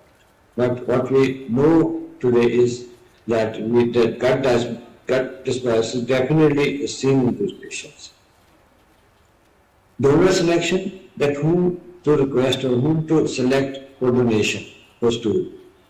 It's equally important, or I'll say is most important step in the whole process of carrying out FMT. Donor surveillance is very, very important. We need to be very, very careful that we don't pass on somebody else's diseases or infections to the recipient. So his diet, lifestyle, health, mainly focused on infectious diseases is very, very important, and it's not one point of time examination, it's repeated regular checkups. Donor commitment is very important, as I mentioned above, that donor's diet and lifestyle are very important. So whosoever opts to be a donor for stool, he has to have a very sustained and disciplined life. And whenever he falls sick or he needs some drugs or antibiotics specifically, he has to inform us. We stop taking his stool for a few weeks. Other important issue is that the donor should be single donor or multiple donors. The concept of multiple donors is maybe the more the donors, the more the healthier bacteria which can be incorporated and can be transferred to the patient. And there are some challenges in stool collection. We want a fresh sample.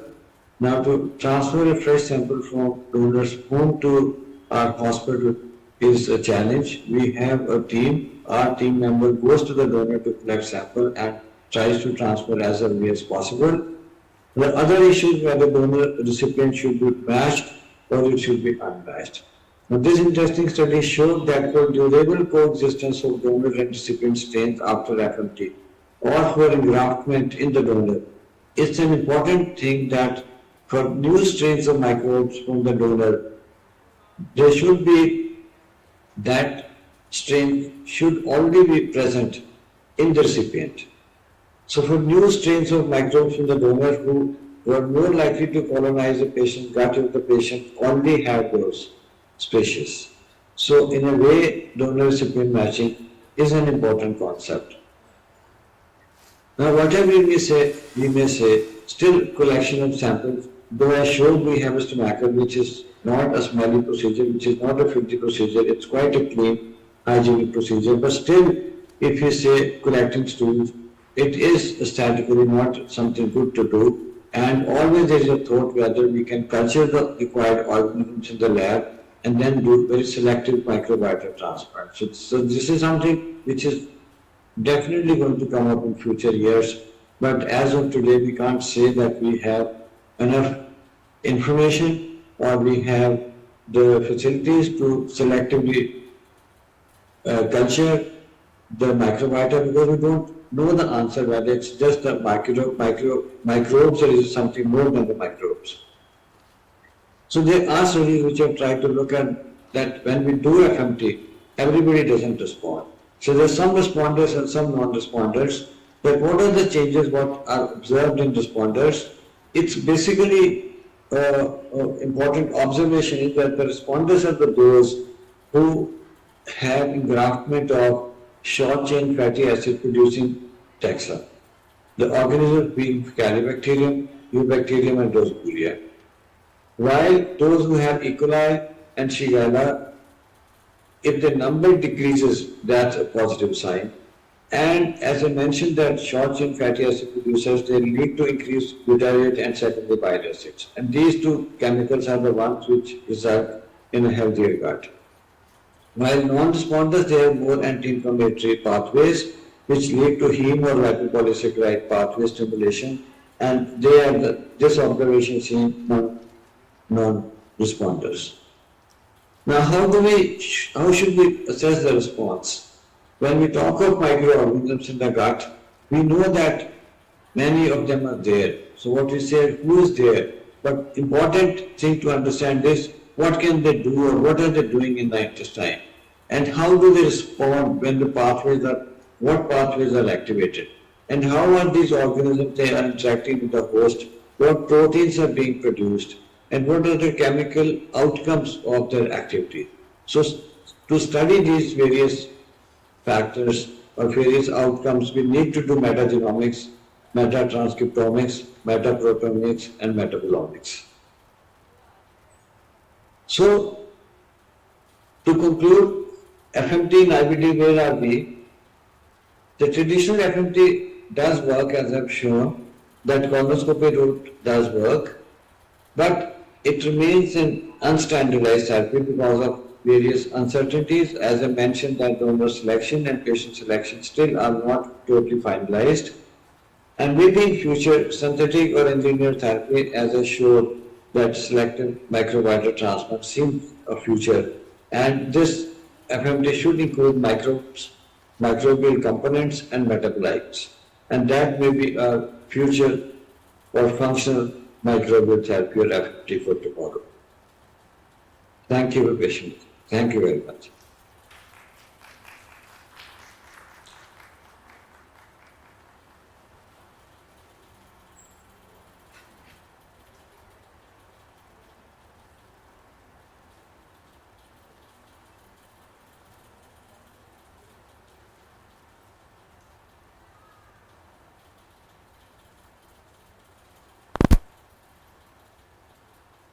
So I would thank Dr.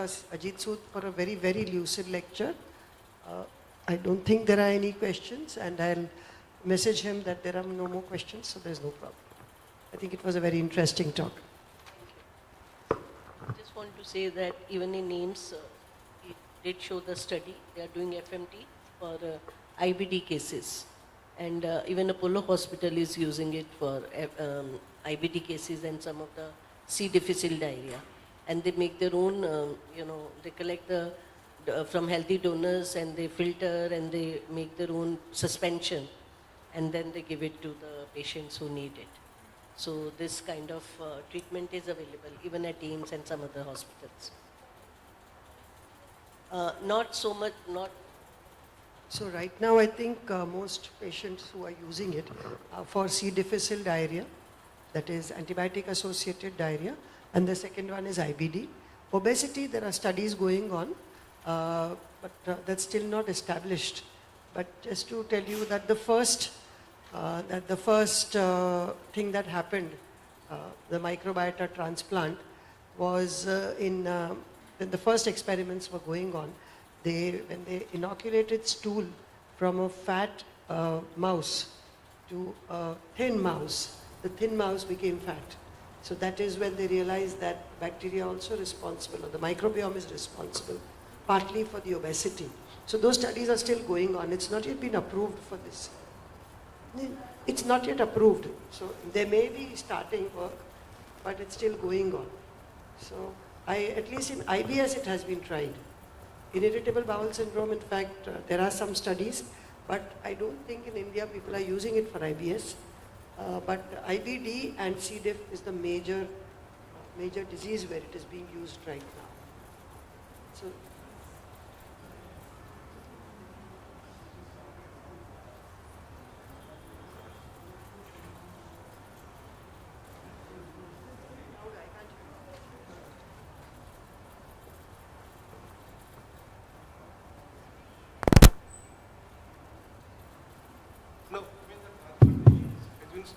the fecal microbial transplantations has been started long back. Yes. And as you are correctly saying that it has not been approved, as well as it is debatable. When I talked about many of my gastroenterologist colleagues over my place, they have an absolute no to it.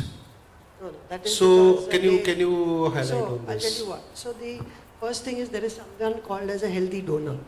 Most healthy donors are from the villages because they are not exposed to these processed foods. So they have healthy bacteria. They are eating homegrown stuff. They're not eating highly processed foods.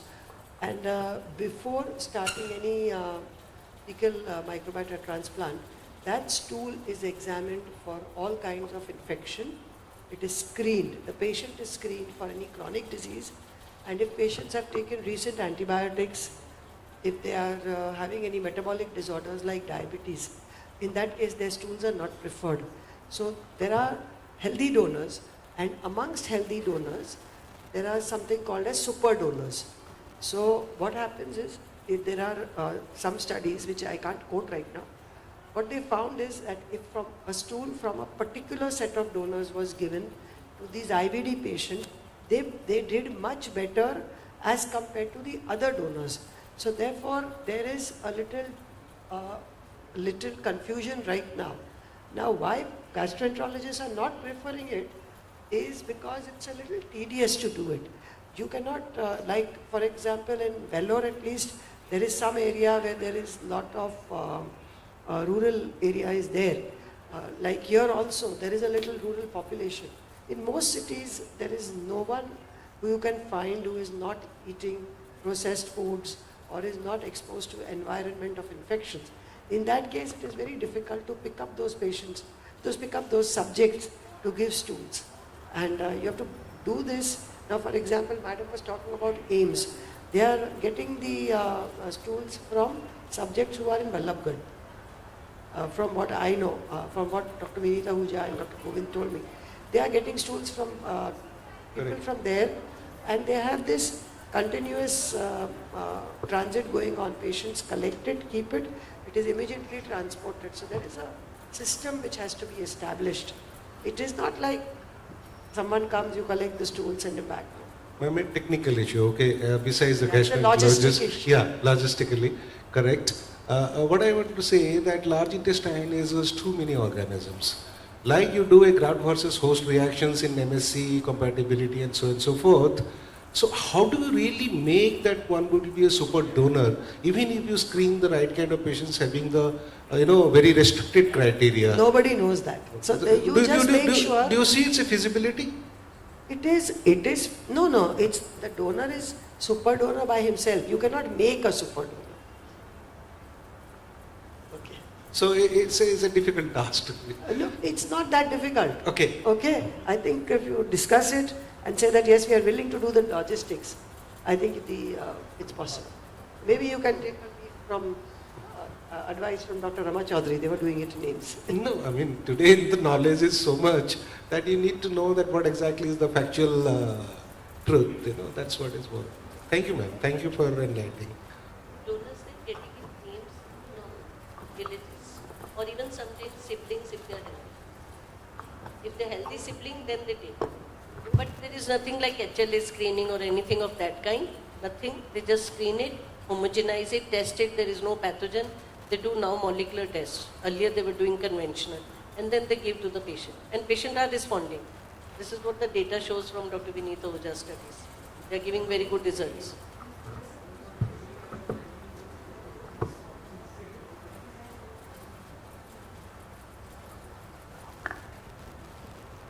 Thank you all our chairperson and speaker.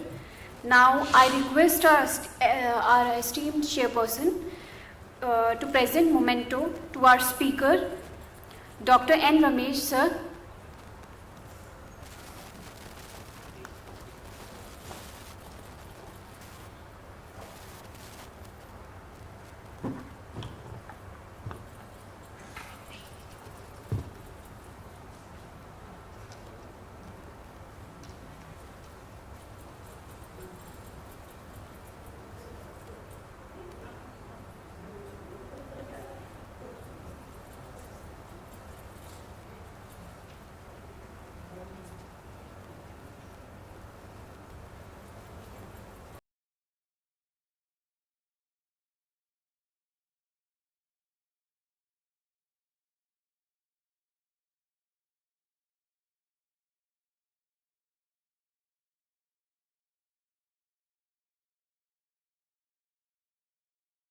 Sorry, sir.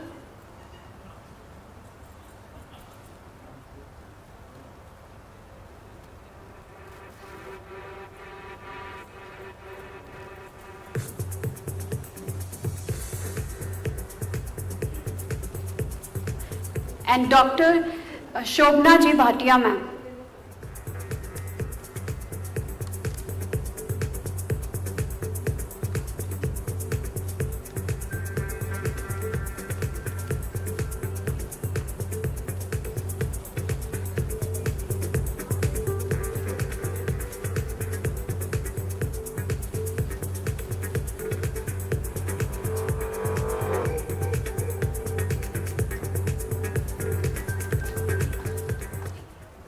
Thank you so much, ma'am.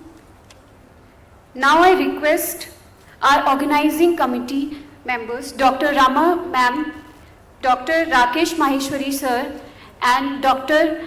Shama ma'am, and Dr. Reddy sir to present the memento to our chairperson.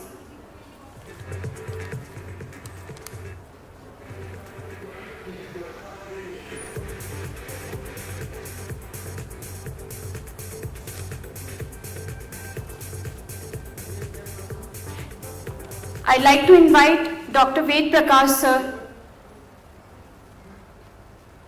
Dr. Preeti Srivastav ma'am,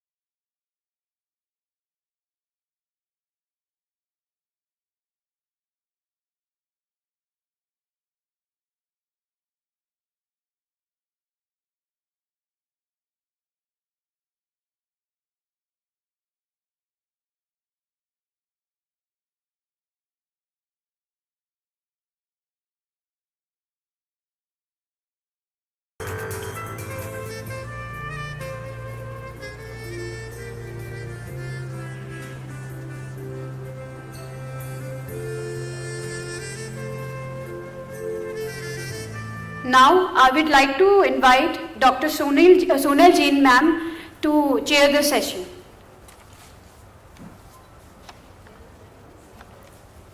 Ma'am is presenting on role of syndromic testing in critically ill patient with pneumonia and bacteremia.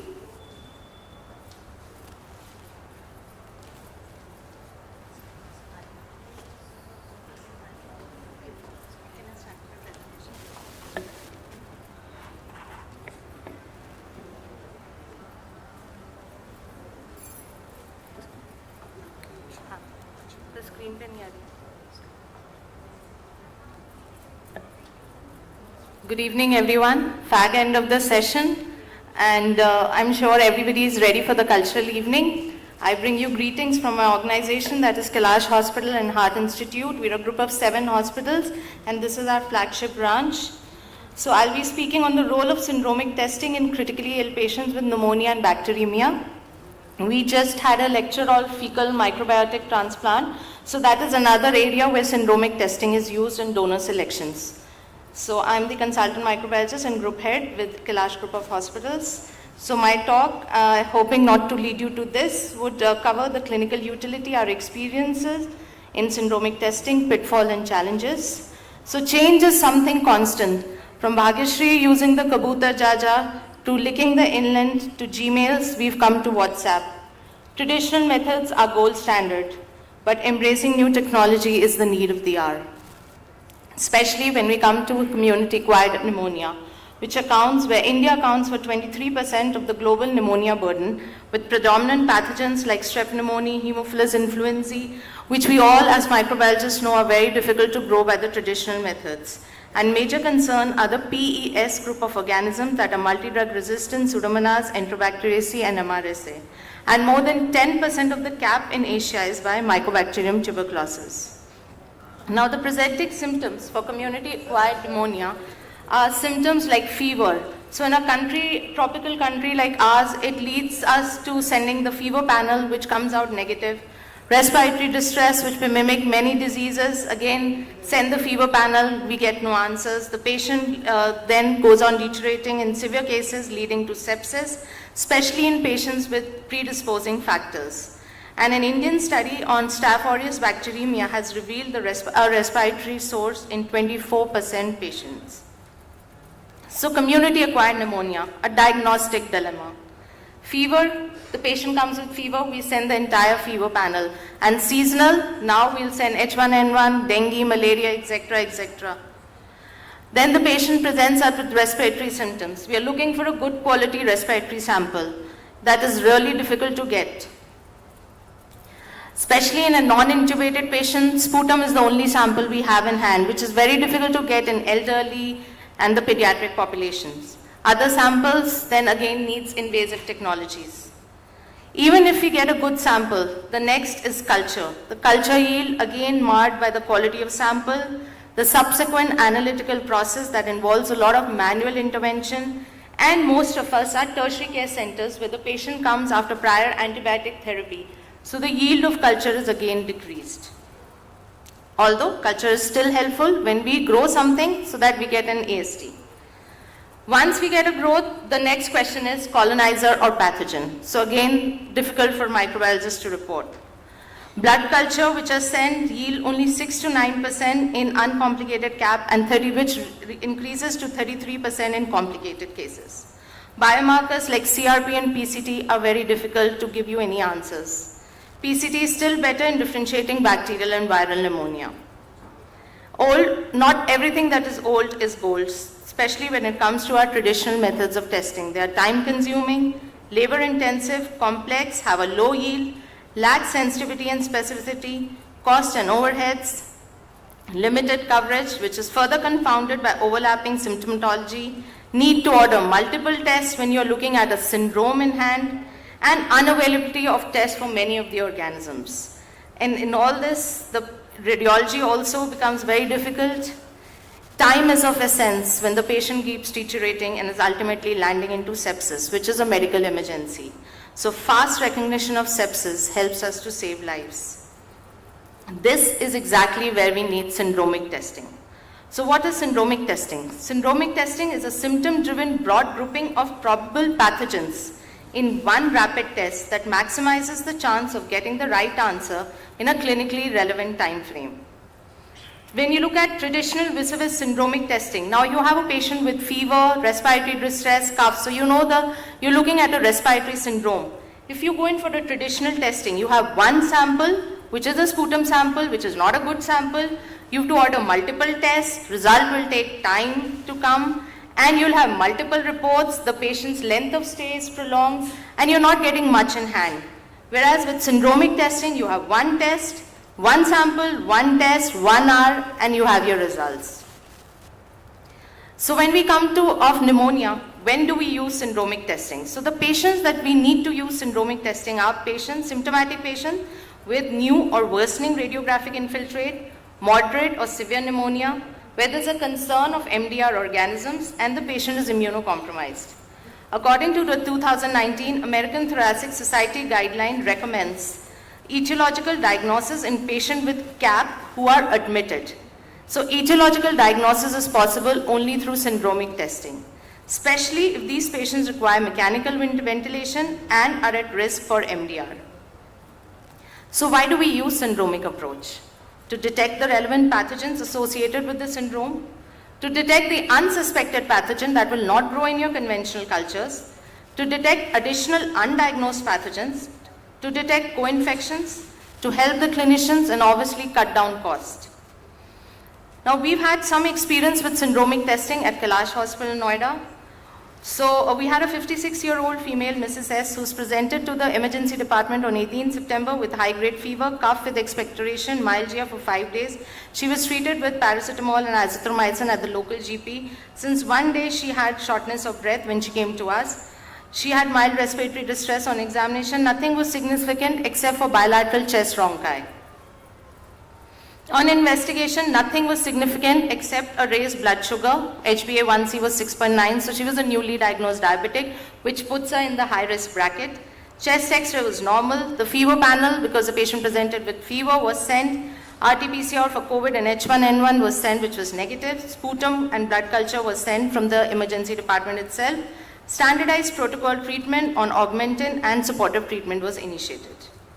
36 hours into admission, by 21st September, we had received the reports from the microbiology department. There was no growth in the sputum, that is, there was normal throat flora and no growth on blood culture. The patient continued to have fever, persistent cough, crepes and rhonchi. So the question was, escalate antibiotics, start meropenem, start vanco, go where? Now the issue here was that we already have a syndromic testing platform available with us in the form of BioFire, but the sample we had in hand was sputum. Now instead of escalating, the clinicians decided to send a sputum for a BioFire panel. At 2:06 p.m. on 21st, and within an hour at 3:36 p.m. we had released the report of H. influenzae. Ceftriaxone, the drug of choice, was started. Fever awaited from next day and the patient was discharged on 25th September. 1-month-old baby presented to the emergency department on 29th April with high-grade fever with 4 to 5 days, cough, respiratory distress, SpO2 was 82%, crepes, rhonchi, tone was normal, shrill cry, activity reduced. The patient was, after initial evaluation, started on standardized treatment. Investigations were sent. The patient was receiving amica, vanco, meropenem. Fever panel came out negative. CRP was mildly raised. There was nothing significant. In view of the respiratory distress, the patient was shifted to PICU, intubated and given ventilated support. Now here, because the patient was ventilated, we had ET secretion on our hand. Had it been sputum, it would have been very difficult with this baby. So the ET aspirate was sent for culture and simultaneously sent for BioFire pneumonia panel on 30th April. We reported strep pneumonia and H. influenzae. The antibiotics were de-escalated. The child was given only monosef and vanco. The culture came on 2nd, which showed no growth. The baby was extubated on 4th May and discharged on 7th May. These are just few of the examples where the patients have benefited from syndromic testing, where otherwise it would have been really difficult to get answers. So this is the panel that we are using, the BioFire Pneumonia Plus panel, which detects 34 targets in 1 hour. It detects both bacteria and viruses and antibiotic resistance marker. So these are the list of bacteria. Now the advantage with this panel is it gives us a semi-quantitative report of the typical bacteria. So that helps us to distinguish between the colonizers and the pathogens. Then the viruses, there are 9 viruses that are covered, and antimicrobial resistance genes. There are 7 genes that are covered, so that helps us to guide at least in therapy if they turn out positive. They have a good sensitivity and specificity, and semi-quantitative reporting is very good, which is a beneficial factor which we've all, like I've experienced in my reporting. This semi-quantitative, the bin number helps me to report the pathogen appropriately to the clinician. So advantages of syndromic testing, as I've already highlighted, are the performance. TAT is their selling point, less than 1 hour. Very limited hands-on work to be done. Antimicrobial resistance genes can be detected. Antimicrobial stewardship is strengthened. It is one of our very important pillar of antimicrobial stewardship if we use diagnostic stewardship. That is the right patient, the right test, the right time is sent. Isolation, we can decide whether the patient needs to be isolated. The length of stay of the patient is reduced, and obviously it all turns down, the economic impact is decreased. So the test may appear expensive when we give it upfront, but the long-term costs are decreased. So how do we ensure the quality of syndromic testing? See, there are a multitude of panels that are available. But what we need to look for in a panel is the sensitivity of the diagnostic test. That is, its ability to detect true positive as true positive. Another thing when we are selecting our panel is that we look at the limit of detection of the panel. This is very important when we consider the sample matrix that is in hand. Like for example, if we have a respiratory panel which has a very high, like very low limit of detection for adenovirus, it will detect a lot of adenovirus in the respiratory sample. But will it be really helpful to us? No. But if we're looking at a CSF sample which has a low limit of detection, a panel which has a low LOD for enterovirus, then that's a good panel to select. Then we have to look at the number of targets that are covered in the panel for selecting them. Obviously, all of these leads to answering the therapeutic questions of the clinicians. Public health questions are answered, and it helps us to determine whether infection control measures should be put in place. Diagnostic questions are answered as we get an etiology to the pneumonia in hand. But then it comes with a limitation. It is not a magic wand, and it is as good as the sample, the patient selected, where we need to put in diagnostic stewardship, and of course clinical acumen. Nothing replaces that. As microbiologists, we need to report these panels with caution because we may be over-reporting. We will be reporting the colonizers. So in that, bin numbers and CT values help. So panels which report CT value have an additional advantage. So it helps us to report which organism, because most of these panels will come up with multitude of organisms. Another very important limitation which I've raised time and again is the reduced flexibility for variation in the target organisms. Now we are looking at a country like India, where more than 10% of CAP is due to Mycobacterium tuberculosis. So the panel needs to include Mycobacterium tuberculosis. Unfortunately, most of these panels have been made abroad, where Mycobacterium tuberculosis is not of significance. So that is one thing we need to have in the panels. Stenotrophomonas, Burkholderia again are missing from these panels. And for pneumonia panel, another big challenge is the sample, especially in non-intubated patients, elderly and pediatrics. But then again, as I had highlighted in my example, sputum is also not a bad sample. So whenever we receive a sputum sample, we simultaneously do a gram stain to know about the quality of the sputum sample. So that helps us to know about the sample. Challenges is that most targets have no specific treatment options. So you're reporting enterovirus, rhinovirus, the patient has already spent that amount of money, but you're reporting enterovirus and rhinovirus, doesn't have any importance, but then it rules out the other pathogens. So you have to look at it in that perspective also. And we need to design assays. Now designing assays with multiple targets within a single thermal cycle, we all know leads to reduced sensitivity. Sometimes the clinical relevance and pathogen association becomes difficult. especially when we are reporting multiple targets. And so we need a lot of, as microbiologists, we need to exercise caution while reporting these results. And the most important challenge, which we all know, is cost, cost, and cost. So moving from this to this obviously incurs cost, but it comes with speed. You reach your destination faster, you're back home early, your length of stay is reduced. So without syndromic testing, we are making an educated guess. The infectious cause may remain unknown. The right test may not be ordered. Cost may be increasing. The patient care may be compromised. There is a risk of adverse events happening. And why guess when you can know the right test the right time? So syndromic testing is a critical care champion if used judiciously for the right patient with the right sample. So thank you.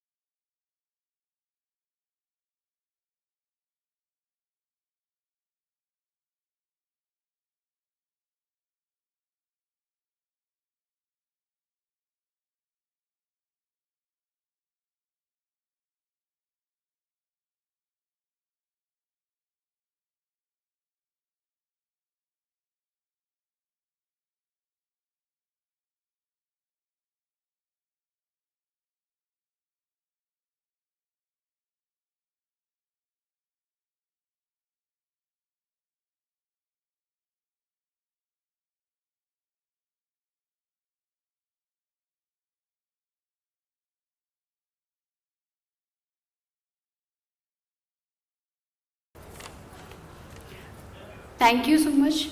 Now I would like to invite Dr. Shama ma'am to present the memento to Dr. Sonali Jain ma'am. All right.